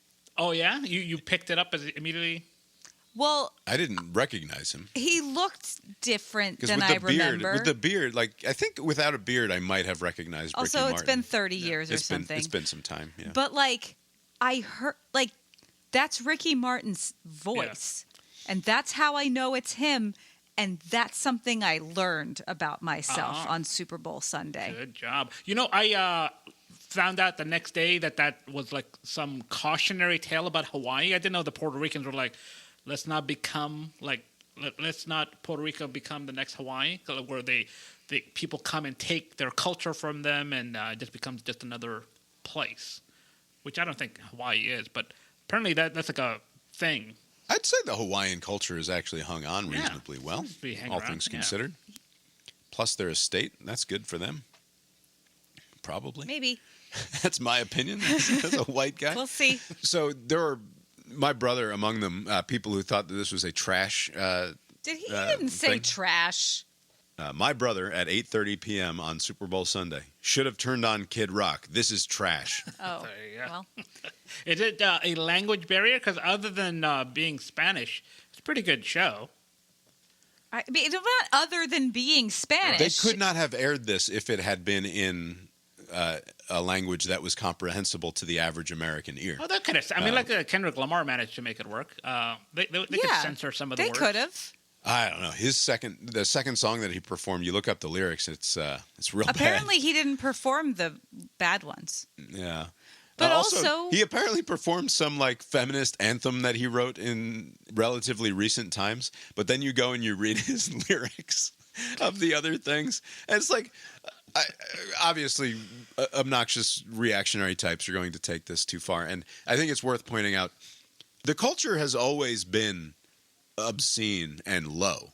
Yeah. Like the pop culture in particular is always offensive to the sensibilities of the status quo. Right. It has to be that way on purpose. There's a reason that we worship youth culture in this country, and we have this obsessive focus on the youths in general, and we must try to be cool. And the worst sin that you can possibly be is out of touch with what some fucking idiot 17 to 22-year-old thinks is going on in the world. Right. The fact of the matter is, it has always been the case that the culture is fucking obscene and disgusting. Yeah. So that's nothing new. Also- and so to some extent, it's better that it was in Spanish because it's easy. It's easier to just and watch it's fun. It would have sounded weird not in Spanish. It would have been very weird. It's Spanish music. Also, in the coming years, we're not far. I mean, I think they announced, so like next year is in L.A., and then the year after is coming here to Atlanta, to the butthole place. They are at some point this decade, they're going to have some K-pop ban. that's gonna do this. Like, because you could do Not necessarily. you could do because they're gonna do like Taylor Swift hasn't done it, Sabrina Carpenter hasn't done it, but other than that, there really isn't any. Speaking of, I saw somebody saying like, why isn't Taylor Swift doing like Taylor Swift wouldn't be as gross. It's like Taylor Swift is fucking singing about her boyfriend's giant hog on her latest record. Like, what? She's a 35 or 37-year-old lady without children singing about her boyfriend's giant hog. All right, so like, what the fuck? Well, Let's not be too precious here about any of this shit. Right. I think people are just looking for reasons to complain. Like, just relax, just just really watch the complaining. game, and if you don't like the halftime, Or don't. Yeah. Just change the Yeah. channel. I don't want to be overly maudlin about it, but like, and like, I won't remember it. Like, the music is nothing to me. The vibes of it are nothing to me. Like, it just doesn't. It's not for me. That's fine. I will say I enjoyed it. Like, I thought it was a highly enjoyable 12 minutes of just in terms of production value and everything going on there. I don't know why he had to wear such a prominent codpiece. He had quite a bulge there in the upper crotchal region, which I guess maybe that's just part of the culture too that I'm not familiar with. Part of the storytelling, Bob. Yeah, but it was also, and it was a bit much with the fucking Ecuador and Chile are Americans too. Like sure, sort of. But like it was quintessentially American. Oh yes, right.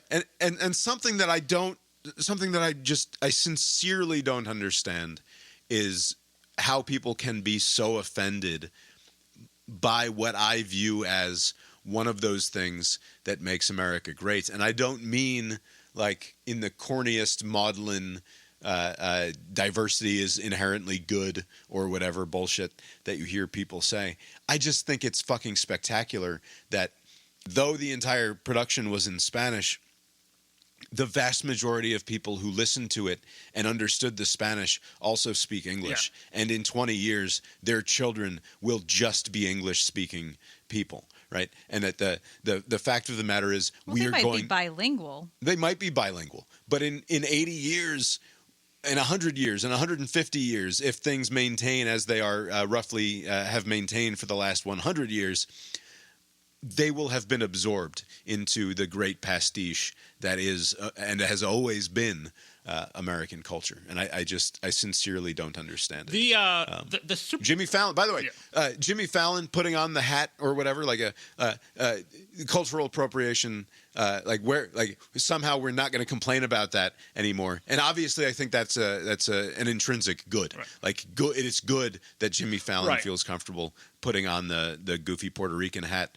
And nobody's like, hey, my culture is not a costume. It's like, oh, of course it is. That's the beauty of American culture is that we put all of this bullshit into a blender, and which is not to say that we destroy it in the process. Yeah, it's just part of the whole thing, and it's fucking quintessentially American, and it's wonderful, and it's disgusting because it's a song about blowjobs and chicks and banging as many chicks as possible, right? But like is that not what we are? Yeah, if you're into that sort of thing, go look at fucking Aerosmith performed at the Super Bowl. Go read the lyrics to "Walk This Way," which it's about like young chicks who still bleed when you bang them. Is what Aerosmith is singing about at the Super Bowl. Yes. All right. Yeah. So seriously, let's not be too precious about this. The thing is, like, don't think about it too much. To your point, the Super Bowl is such an American product. Like, this is what America is. You have, hey, remember rock and roll, rock, and then look at that fucking planes. Like, oh, very military.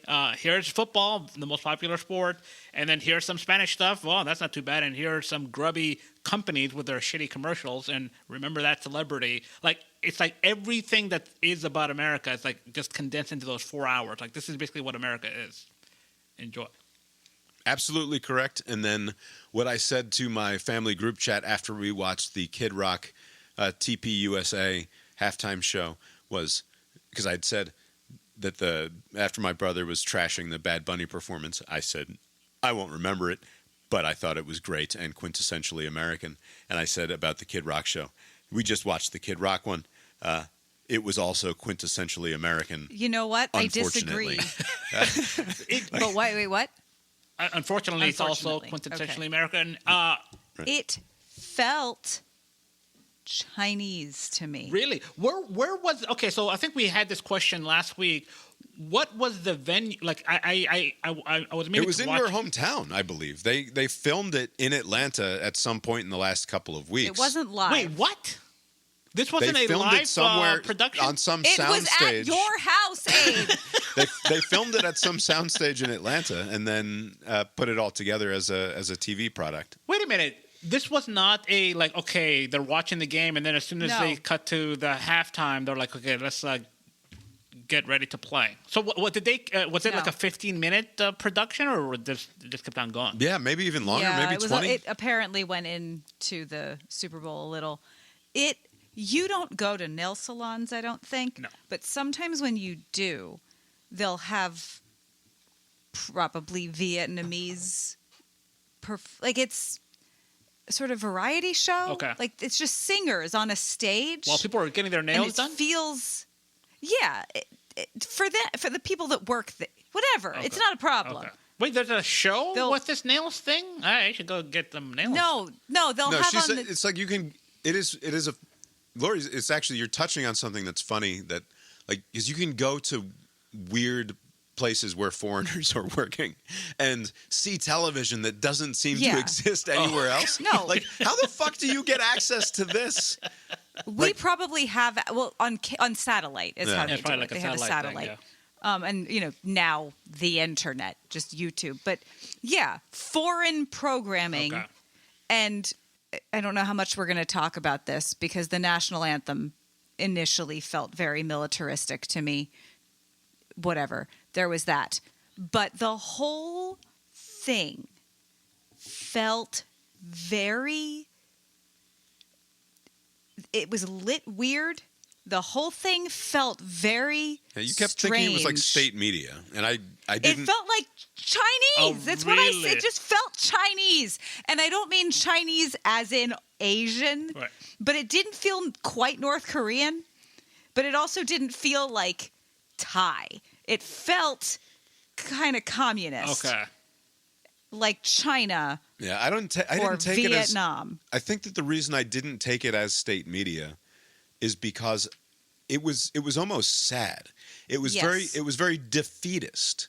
And I know that like in part that's a function of the fact that they dedicated it to the guy who got shot through the neck a few months ago. Oh, this was a chart. Yeah, I guess TPUSA is his right. thing. Yeah. So it was This one's for you, Charlie. right. It was in part like in his honor, and so it's gonna. But also the content, aside from the Charlie Kirk aspect of the whole thing, is the posture of MAGA at a time when they still have Donald Trump as the actual president of the United States, when their preferred party is in control of all three branches of the government, at a time where blue states are hemorrhaging citizens as people flock to Texas and Florida, and to some extent, like Georgia and North Carolina, make those places more purple, right? So it's not like the blue states are or the red states are becoming redder, but the population is currently moving away from the population centers in the country that have traditionally been Democratic strongholds to places that have, for the last generation anyway, traditionally been Republican strongholds. So like Texas and Georgia and Florida and North Carolina, you think of those as like conservative, rock-ribbed parts of the country for the most part, growing, right? California and New York shrinking, relatively speaking, in terms of population. You're winning by basically every measure. Except for one.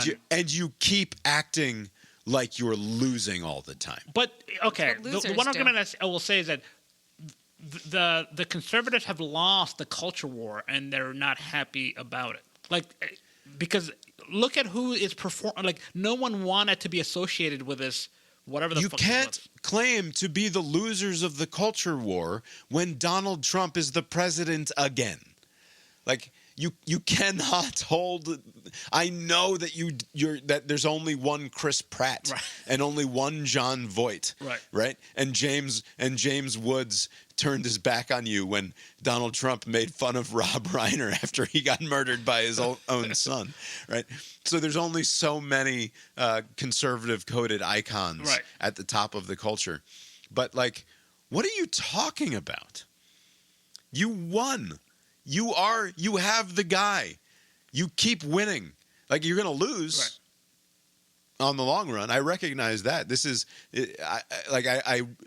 you're not wrong to be sort of elegiac about your future in all likelihood. But like, now it's just struck me as a weird time. Like, if there was ever a time to spike the fucking football, it's while the guy is still around. But they're already in this posture of they're taking it away from us. And part of it is that's the animating force of the whole thing anyway, right?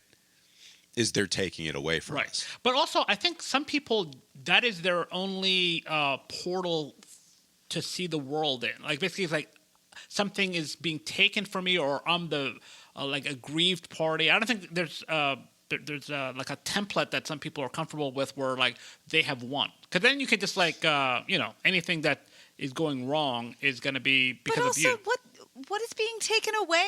Is that we taking their trucks? And their fishing poles? That one dude, you can still do those things. That one dude sung a song about how he just wants to be left alone to drive. I mean, he literally said, "Drive my truck, feed my dog, and drink my beer." I think is like the lyrics of his song. No one's taking Except that the from drinking you. and driving part at the same time. But other than that, you can do those things separate.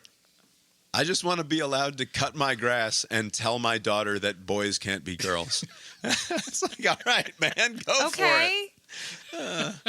It was so weird and so not fun. And that's what I'm saying. Like, and that's why I didn't read as state media to me. State media usually comes across as we are awesome and you must celebrate us because we are awesome. And it was very mournful. Like, it's funny that you didn't feel that way at the time, but I was saying it felt Chinese to you. No, I didn't. I did feel that way at the time. Oh, I thought you said you felt that way later. No. Is it worth it was a the watch? All-American halftime show. Say what? Is it worth a watch? Like, maybe I should circle back. Oh yeah, you got to watch it. You don't. Here's the thing, though. This is what I thought we would do. Person number one starts their song. Cool. Fast forward to the next thing. Bob was like, "No, we got to watch the whole thing." Yeah, we have to watch the whole thing. We did. We watched the whole thing, and then Kid Rock jumped out from under the stage like he does. If you've seen Kid Rock make an entrance before, you've seen what he does. He jumps up when on he the finally stage. shows up. Because like the first 10 minutes of this, none Kid Rock. He was the headliner. You got to build That's to how Kid Rock, Bob. headliners You go. can't just you can't start with. No, that's not what happens at Super Bowl halftime this is shows. not There the is a method to the Super Bowl halftime show. This was the All-American one. And it's the headliner comes the fuck out, and then you bring on a surprise guest to surprise and delight the crowd. You don't But we make don't know us who these wait. people were. Yeah, they should have. Yeah, you're right. They should just go, because it's not a 2-hour concert that you want to have some filler, opening acts. Like, it's 15, 20 minutes or however long it is. Well, anyway, he jumps on stage, and then that stops, and then he comes back again as his Christian name. Yeah, they do. So he does ba with the ba, as you predicted successfully. I hope that you made money on the prediction markets. And then they cut to black, and between every song they do this, like the house lights go. And by the way, it almost looked like a COVID era concert because it fucking felt Chinese. Everybody was far back from the stage, and it wasn't like a packed venue or anything. Like it only seemed like there were a few dozen people there. Like, I know there were more, and it was a very dark room. There were probably like 150 people there. But yeah, it was an awkward. I'm really good at Why guessing. go through with it? I don't understand. If you can't put on a more... But that's what my wonderful client said last week, was it feels like the NFL makes an announcement, and people have some feelings and make some rash decisions. Yeah. And then months go by, and they're like, we put the deposit down. We can't get that back. Yeah. We have to. We're going to do this. We're really going to do. Okay. No, Erica Kirk sent a text to somebody like, "Oh, we should do a alternative halftime show," and someone took her seriously instead of just saying, "Oh, good idea, sweetie. We'll talk about that at the next meeting." Yeah. That's a great thought. Now Kid Rock tweeted about it, and fuck, we got to do it now. And then Kid Rock came out again. Wait. So they because it's just getting late. It's 10:15 already. They were trying to pretend that this was all happening live, but they weren't exactly hiding. They weren't. That like something was happening because it would go fully dark and then the lights would come back up and there'd be Completely a whole new setup. band. Okay. And so it was pretty evident immediately that this was filmed in parts and then stitched back together, which is fine. Like it's way easier to do that. It's fine. Than to try to pull off a true live performance. Well, and these people would have all missed the Super Bowl. The ba with the ba happens, and I think that was when they cut to the violinist and the cellist. Yes. Doing this like weird, mournful 4 minutes. Yes. And it was just bizarre. It was like this dude who looked like a 90s magician playing the cello, and it wasn't clear to me that he was actually playing the cello, which I assumed that he probably was. But it was just very strange. So they have this like 3 or 4 minute classical piece performance. Because you know that the audience out there who prefers Kid Rock and the country singers, what they really love is a like duet of strings, violin and cello. It was bizarre. Thank God they're not watching Bad Bunny over there. And then Kid Rock comes back, and he's born again Kid Rock, and he plays some cover song, and he's like he does this like talky thing in the middle of it. He's got quite a good voice. Yeah, sure. He's a very talented musician. I that know. was sort of always the thing. Is with him. Kid Rock like some religious guy now?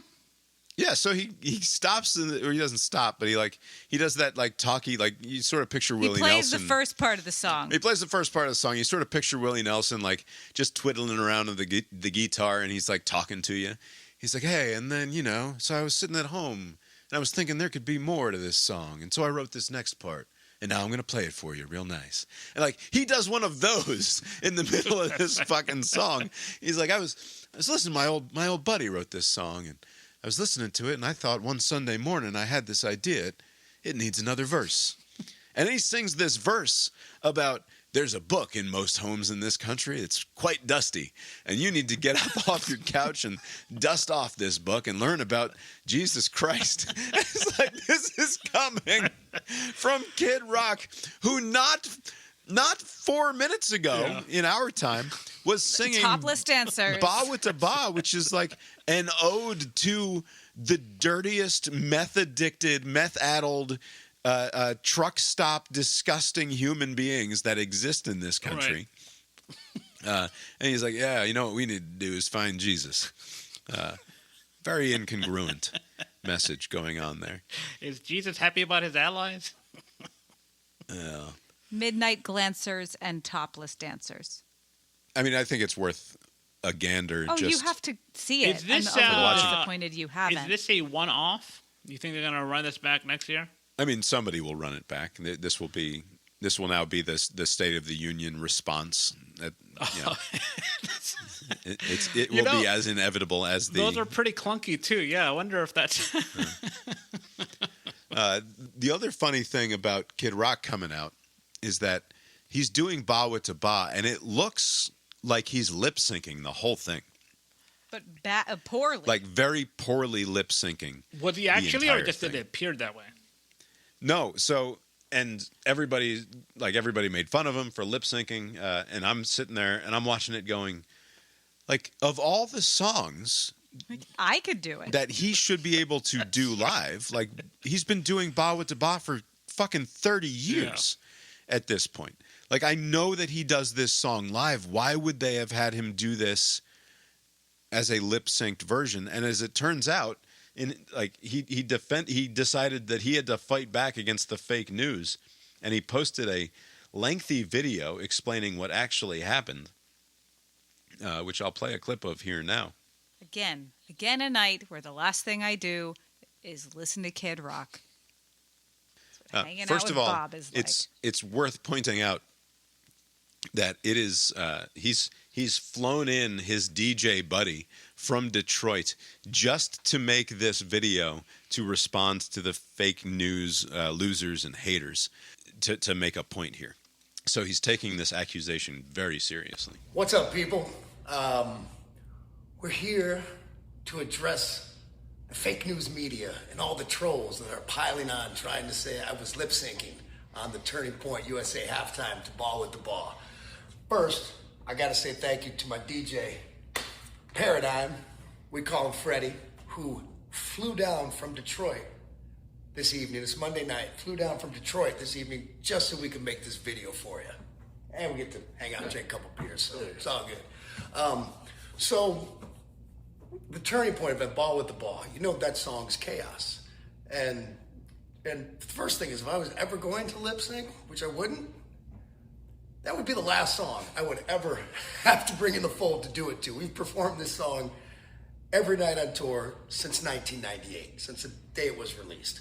So the Turning Point event, so they sent me a first cut, we taped it, and then they sent me a first cut, and my comment was, the sync is off. They were trying to line up. First off, if we would have done it, if we would have recorded it and then played like we were singing it, lip synced it, it would have been pie. It would have been pie to line up.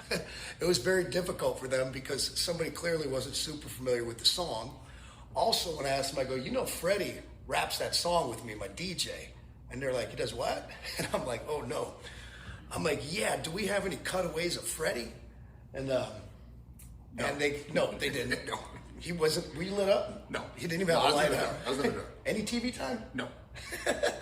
Sorry, dog. I mean, you can see my silhouette. Oh, It's a silhouette.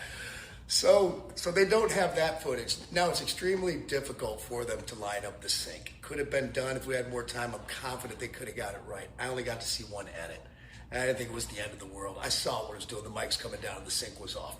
Because when we're rapping it, that song takes so much energy. You've seen me, people have seen me do. I'm flipping mics. I'm jumping around like a rabid monkey on stage. Still trying to at 55 years old.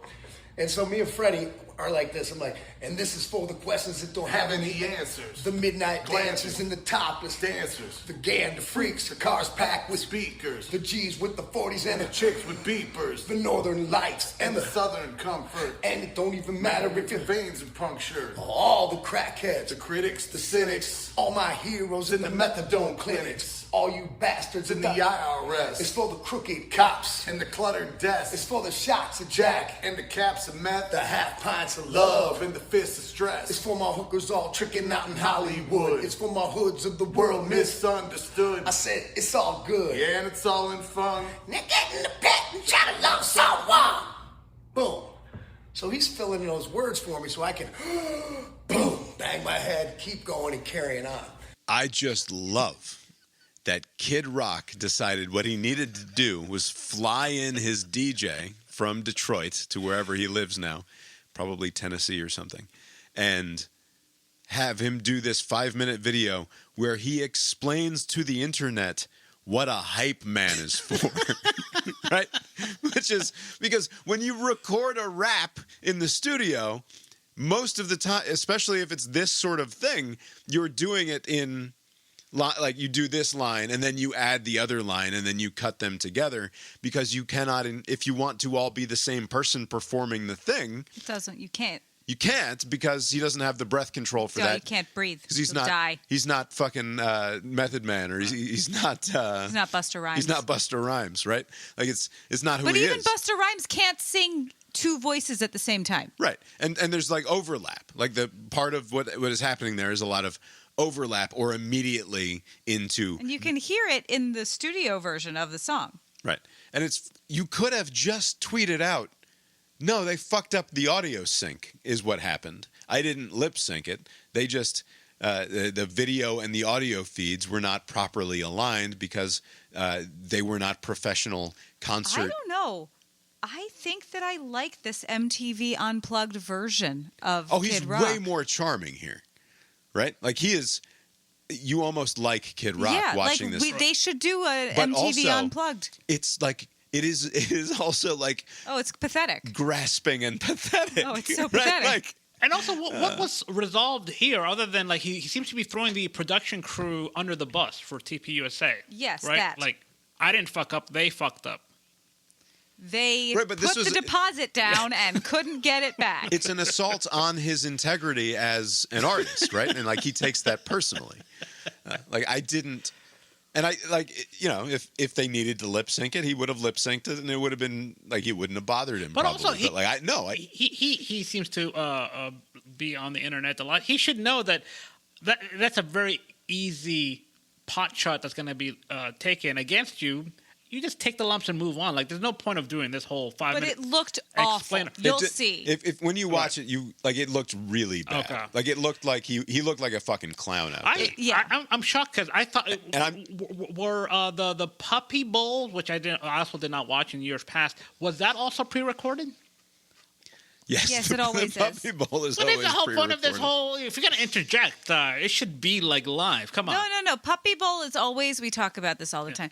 It's before. And then they replay it. But don't they have like a again. new episode during the 15-minute slot? No, I don't think so. I think they do the newest one right It's like before. 3:00 in the afternoon or something. And I then think was they the first airing of replay it. it during. But it's all recorded Yeah. probably months before. Although I agree with you, Abe, I think that a true counter programming should be as dangerously live as the Super Bowl itself. Yeah, is. you have to, and maybe respond to it. What if that trust fall that Bad Bunny took, he wasn't received as well? That's what Calvin said watching it. He was like, "What if they dropped him?" And I said, "Well, it would have been hilarious." But also, you can't respond. They're not going to do a. It should be like the State of the Union response. Whenever Well, but then people are missing the Yeah, that's game true. to watch your stupid cranky pants show. No, just have the one halftime show Yes. at the Super Bowl, Yes. and then everything else you can do some other time. All right. Anything else about either halftime show No, or the it's Super Bowl in 10:30. general? One more thing. No more things. I do not have any Mark Strassman, although Not all the Bob. good news. Mark Strassman has returned to the CBS Evening News. He had a spot where he talked with Tony DeCopel about the Artemis 2 launch, which has been delayed another month. So he's still in the fold there at Good to hear. CBS. I was getting nervous, but he's back on the grind. But I will not be playing that. It was just a quick minute and a half about how they've pushed back the launch of that Artemis rocket that they're planning on launching soon. I will say, though, I had missed this. Donald Trump said this on Truth, and we'll just take me a minute. We don't have a minute. You're sick. He's talking about how unfairly the country of Canada has treated the United States for decades, which, again, I believe is a sign of a fucking loser, right? Like, it is impossible for Canada to treat the United States unfairly.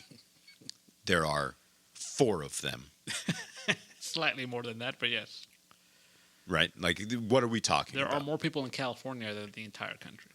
You cannot acknowledge that you've been treated unfairly by Canada, or you are acknowledging that you are a pussy, right? It's like coming home from school and saying, "The class dweeb bullied me today, mommy," and mommy should say, "Man up, you little dork, and solve your own goddamn problems." Anyway, he's talking about how Canada is like cutting deals with China or what have you, and he's mad because there's some bridge that they built that apparently Obama cut some sort of sweetheart deal, and Canada is going to profit enormously from this bridge, but the United States will not. I assume all of that is bullshit, or like true in the minutest possible way, and then absurdly blown up.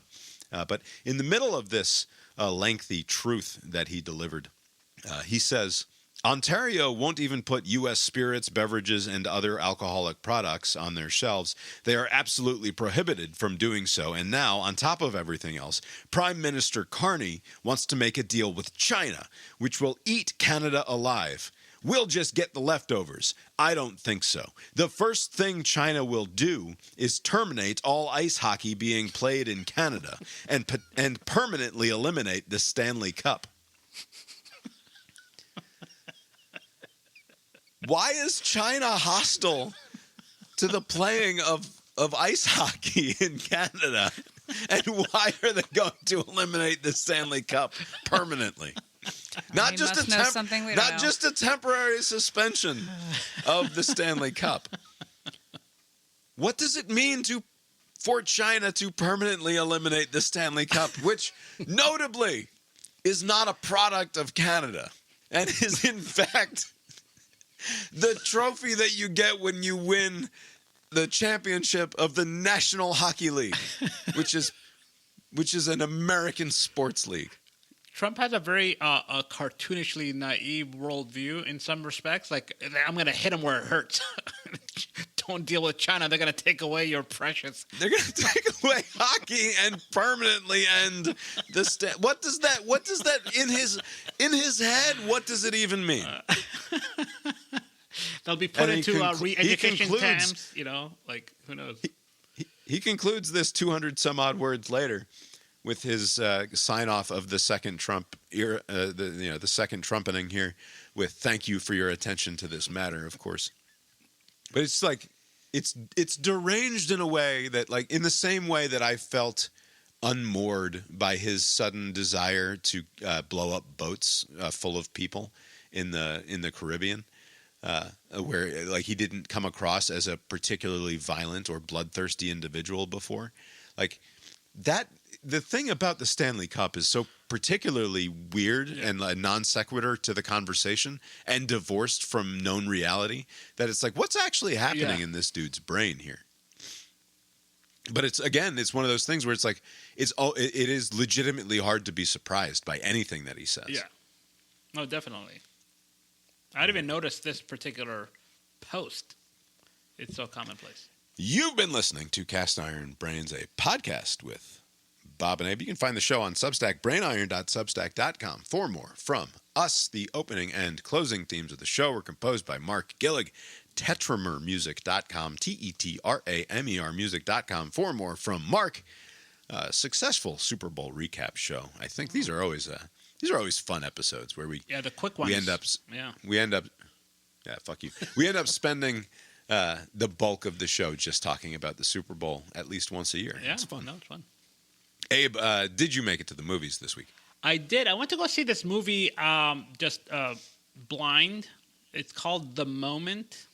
I don't know if you're familiar with this British artist, Charlie XCX or something. But sort of. Heard the name, yeah. So this is a mockumentary on her life, but it's like made up, but it's using like real life kind of moments in her life. And this moment, I guess she's known for some brat moment with the kids. I'm not familiar with her music all that well. I did go in blindly in my defense. But the concept is like this is a mockumentary. It's not billed as like a straight comedy, but it is unintentionally funny at parts, just like how awful it is. Even though it's a mockumentary? Yeah. So it doesn't... It is... because I think there are certain If you were going to come on this show and talk about a really bad documentary this week, I would have guessed it was Melania. I was not prepared for you to discuss another bad documentary that you saw. I haven't gotten around to the Melania doc. Maybe once it comes on streaming. But yeah, basically this is like a mockumentary. It's funny at parts. It's kind of sloppy at other parts. It's fine. Like I wouldn't have seen it if I saw the trailer, if I knew what it was. But it's fine. On the when you say that you saw it blind, does this mean that you look at your app yes. there and you're like, what's playing, and it's like, okay, the moment is playing at a time that is convenient to that's me, literally and what that's happened. what I'm going to do. It was a nice day here in Atlanta on Super Bowl Sunday. I'm not watching 6 hours of bullshit. So I was like, oh, what's at the theater that I can just walk to? And like the moment, it's starting in 15 minutes. It's a 10-minute walk. Kablam. Done and done. And so that's how that came about.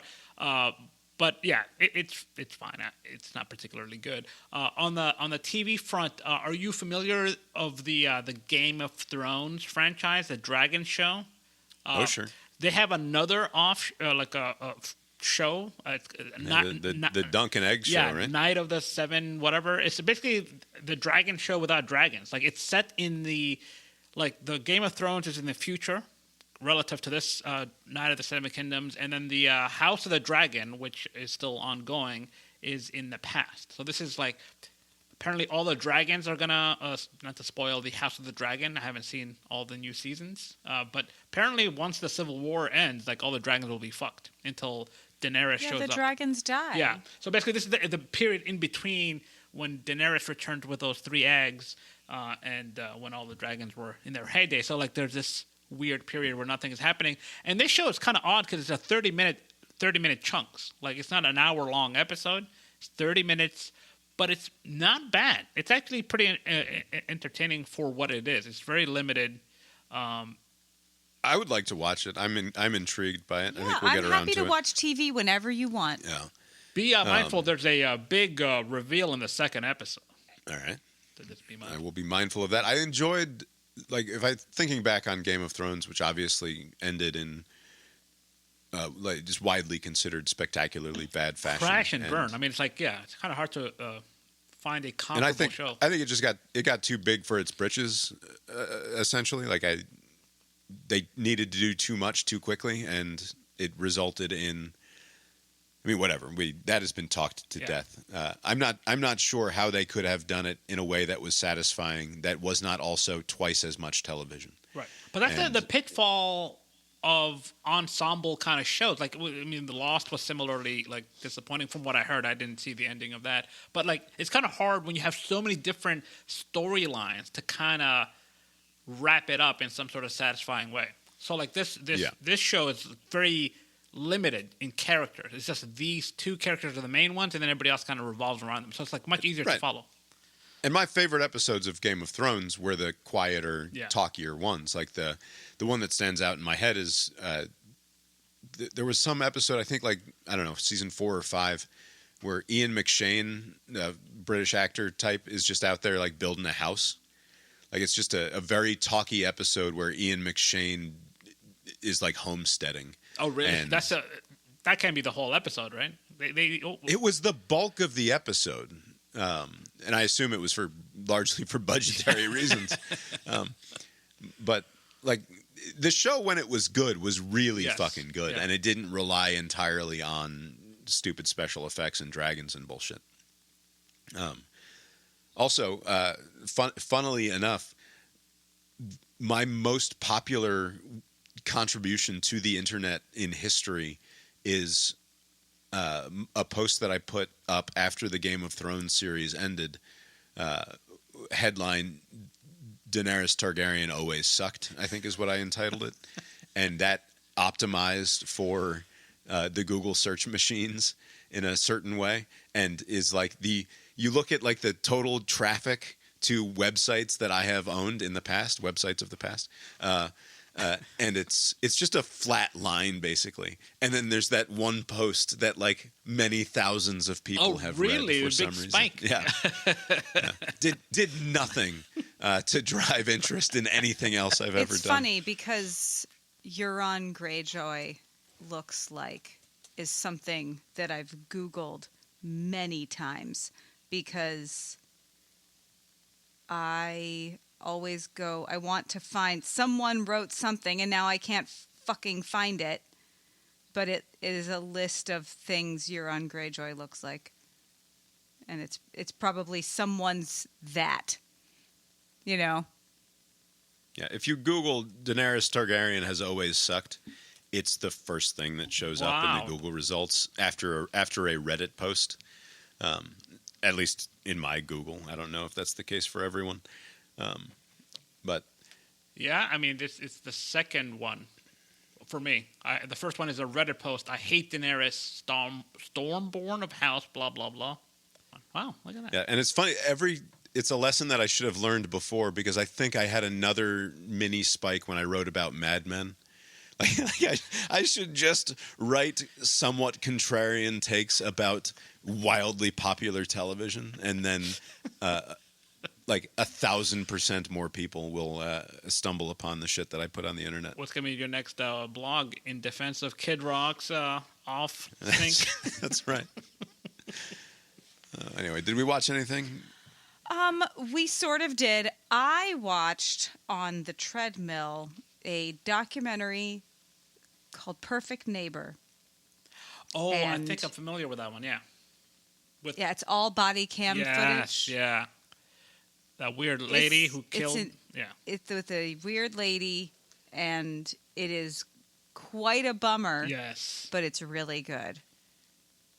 It is quite a bummer. Like the Oh, you saw it? Yeah, the police officer and the father Yeah. having to explain to the kid what happened. You know, the whole thing is... Yeah, it was rough. Yeah. It was rough. But it was fair. All right, so spoilers. If that woman hadn't been convicted, I was going to be really mad at my yes. friend Julia for telling me to watch that movie. And I shouldn't have doubted her because she wouldn't have told me to watch it if she wasn't. But for a minute, I was like, I might turn this off. Yeah. I might turn this off. I don't know if I want to know the outcome, but have faith. We watched a bunch of Olympics, some more Taskmaster, but we watched as a kids and me, Bob was doing other stuff, that hockey movie Miracle, Oh, nice. made in the early 2000s about the 80s hockey team that spoilers, beat Russia. Is this the one with Kurt Russell? Yep. Yes. Kurt Russell is the coach. Classic. Yes. It was just as it was, and the payoff was later watching the Olympics. You know, they show clips from past Olympics. When they showed the clip of that team winning, Calvin did like the Leonardo DiCaprio pointing at the screen like, oh, wait, I know that one. It's like, yes. It's weird to watch movies where America is good right now. Yeah. I mean, It feels a little weird. all the Rocky movies, Rocky 4 goes and beats those. Yeah, it just feels weird. It feels really like a whole other time. Yeah. Oh, that's what we are. We are legitimately nostalgic for a time when we were both the world superpower and a believable underdog. And Not just underdog, the good guy. I want to be the good guy again. Yeah. And it feels like we are not that. The use of Al Michaels in that movie as the play-by-play guy was pretty good. throughout, and then they integrate his actual call because they have him recreate. Like, because I doubt that they even had. Maybe they had it, but they didn't use his original calls from the entire Olympic run, if they even existed. But of course, he was on the call for that game, and so they use Al Michaels as the play-by-play guy whenever hockey action is happening on the screen, and then right in the moments before the thing ends, you can hear a change in the quality of the audio feed because they've now gone to the original Al Michaels call when he says, "Do you believe in miracles?" Yes. And it's just such a perfect, and it's the most cliche thing in the world to say, but it is a perfect sports call. Yes. And I don't know at what point, I don't know if he's done an oral history on this or not, or talked about it in the past. At what point, as this game was winding down, did he land on "Do you believe in miracles"? Because he couldn't have Jim Nanced it the night before, right? Like there was no like I'm going to figure out the perfect thing to say when this thing happens, because it was so wildly unlikely to happen in the first place. Do you think that back, I mean, this is 45, 46 years ago, do you think even back then announcers had like certain phrases that they kind of had like ready to go if the situation presented itself? Like, do you think that was one of them, or just he was captured by the moment and he's like, oh, fuck, it's a miracle? I mean, it sounds genuine. It sounds like a genuinely novel expression. And there's that. It's funny. When you read about AI and people like defending AI, and they're like, because one of the things that people say is, well, this stupid AI is just a token generator that guesses best about what the next word should be. And then the apologists turn around and say, you are What are you doing when you aware talk? that that's what your neurons do, and like it is the rare human being who knows what he's going to say more than like 2 or 3 words in advance, right? That's like, why Josh Pate is impressive. right. He's an example of He's someone like, well, you're real good at talking. who seems like he's reading from a script that he has written ahead of time. That he somehow has 15 minutes of dialogue in his head. Right. I wonder if you that's- made him talk about something outside of his wheelhouse if he had the same kind of cadence. Right. Probably just doesn't talk. Probably not. Yeah. He probably just doesn't talk. But and like when I'm and it's because like when I'm cooking, whether it's in podcast form or when I'm writing something particularly when it's really working, right? Like I can't explain what's happening there. I don't know how far ahead I get. I often like what you see when you read my writing oftentimes or listen to me talk in these expando clause after clause after clause sentences is me knowing where I'm headed, like literally knowing the last 15 words that I want to say in a sentence and then building the scaffolding to get me there. Right. And like that's when it's really working, I know that that's where I'm going. And like but like 99% of the time, nobody knows what the fuck they're going to say in the next 10 seconds. Which is, by the way, one of the reasons it's important to listen. Because it's not like you had anything fucking interesting to say in the first place. Right? But like, the Al Michaels call is just fucking spectacular. Yeah, no, it's great. And my impression is it feels like something that happened organically and naturally. Yeah. And they try to chase that feeling the rest of his career. Bob watched sure. the Mighty Ducks. Yeah, Calvin was homesick, and so after watching Miracle, I was like, and you've seen Mighty Ducks, right? And he said, no. And I said, how the fuck did my son make it to 13 years old without that's watching interesting, yeah. the Mighty Ducks, which was... He's wrong, but whatever. The Mighty Ducks and D2 were in constant rotation. Like we wore those VHS tapes completely out, I think, when we had those movies as children. And so we watched Mighty Ducks and D2 over the course of the last few days that he's been homesick. Pretty good, like as kids' movies. It's been a while since I've seen them. Some of those formations and play the calls were unrealistic. The flying the V. hockey gimmickry is easily the worst part of it for me. Like the hockey action is not great. They needed to get better. They needed to get better, more realistic hockey going on. Right. Also, it's one of those where they really just made the first movie again for the sequel. Like the beats are remarkably the same. Who was the foe? Iceland? For some reason. Iceland, yeah, was the bad guys. But without Nick Saban as coach. With Lane Kiffin as coach. Okay. Yeah, more of a Lane Kiffin type. Anything You're else that we laughing watched? because that fucking first one coach is Nick Saban. I can tell. Well, sort of. They're the same. Saban is way more. You have way more positive feelings about Saban than you could ever have for that piece of shit. Well, yes, but when Nick Saban first came into my life, I was like, "Oh, this is the coach from the Mighty Ducks." Obviously, I know how this goes. And Calvin put on the trailer for D3, the third Mighty Ducks movie, and I don't think I ever saw it. You and Julia both. I watched that one just as much. Oh no, I never watched Is Emilio Estevez in that one too? He makes a brief Not appearance much. because he They doesn't. go to the prep school. Right, he's not the coach anymore. He shows up briefly. The but kids are there, like Goldberg Nitty and the and I others? watched it a lot because the one guy is very attractive. Which guy is that? The one of the Bash brothers, the tall one. You're into the What's his Bash name? Brothers? The curly-haired one. Fulton Reed or the other one? No, the other one. The one from the second one? The one from the Newsies, yeah. He is the doofiest, most fucking caveman-looking motherfucker of all time. Okay, well, to Nitty and I at 14, he was super cute. Disgusting. 14 years old. Nothing I ever 15? needed. When did Nothing that I come needed out? to know. Thank you very much. Abe, have you got anything else for us tonight? Nope. I guess that's all we've got for you tonight then, and we will talk to you next time. Later. I feel better than I thought I would. Because I thought I was going to crash last night.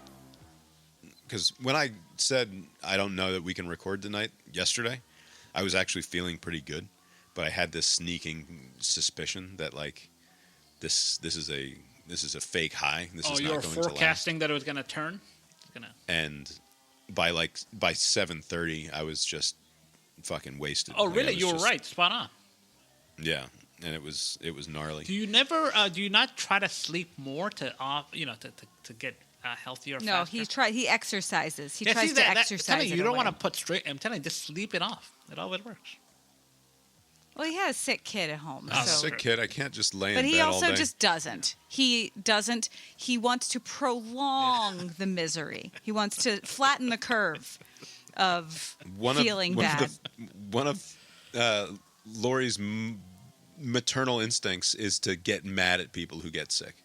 She's just furious anytime. No, here's what I I'm get mad sick. at people who don't admit they're sick and then don't I tell me have what they need from me and acknowledged- then make me do double the amount of work I already do. That's what makes me mad. I have acknowledged at every step along the way how I have felt, and I don't think that I've put anything else on your plate except for No, you've been better this time. one. What did you have to do? It's fine. I don't I don't you mind had to doing clean the thing. kitchen one time. I mind you sitting there and waiting for me to offer to do the thing. Just tell me what you fucking want me to do. That's all I want, is just tell me what you need from me, because I'm doing everything else already.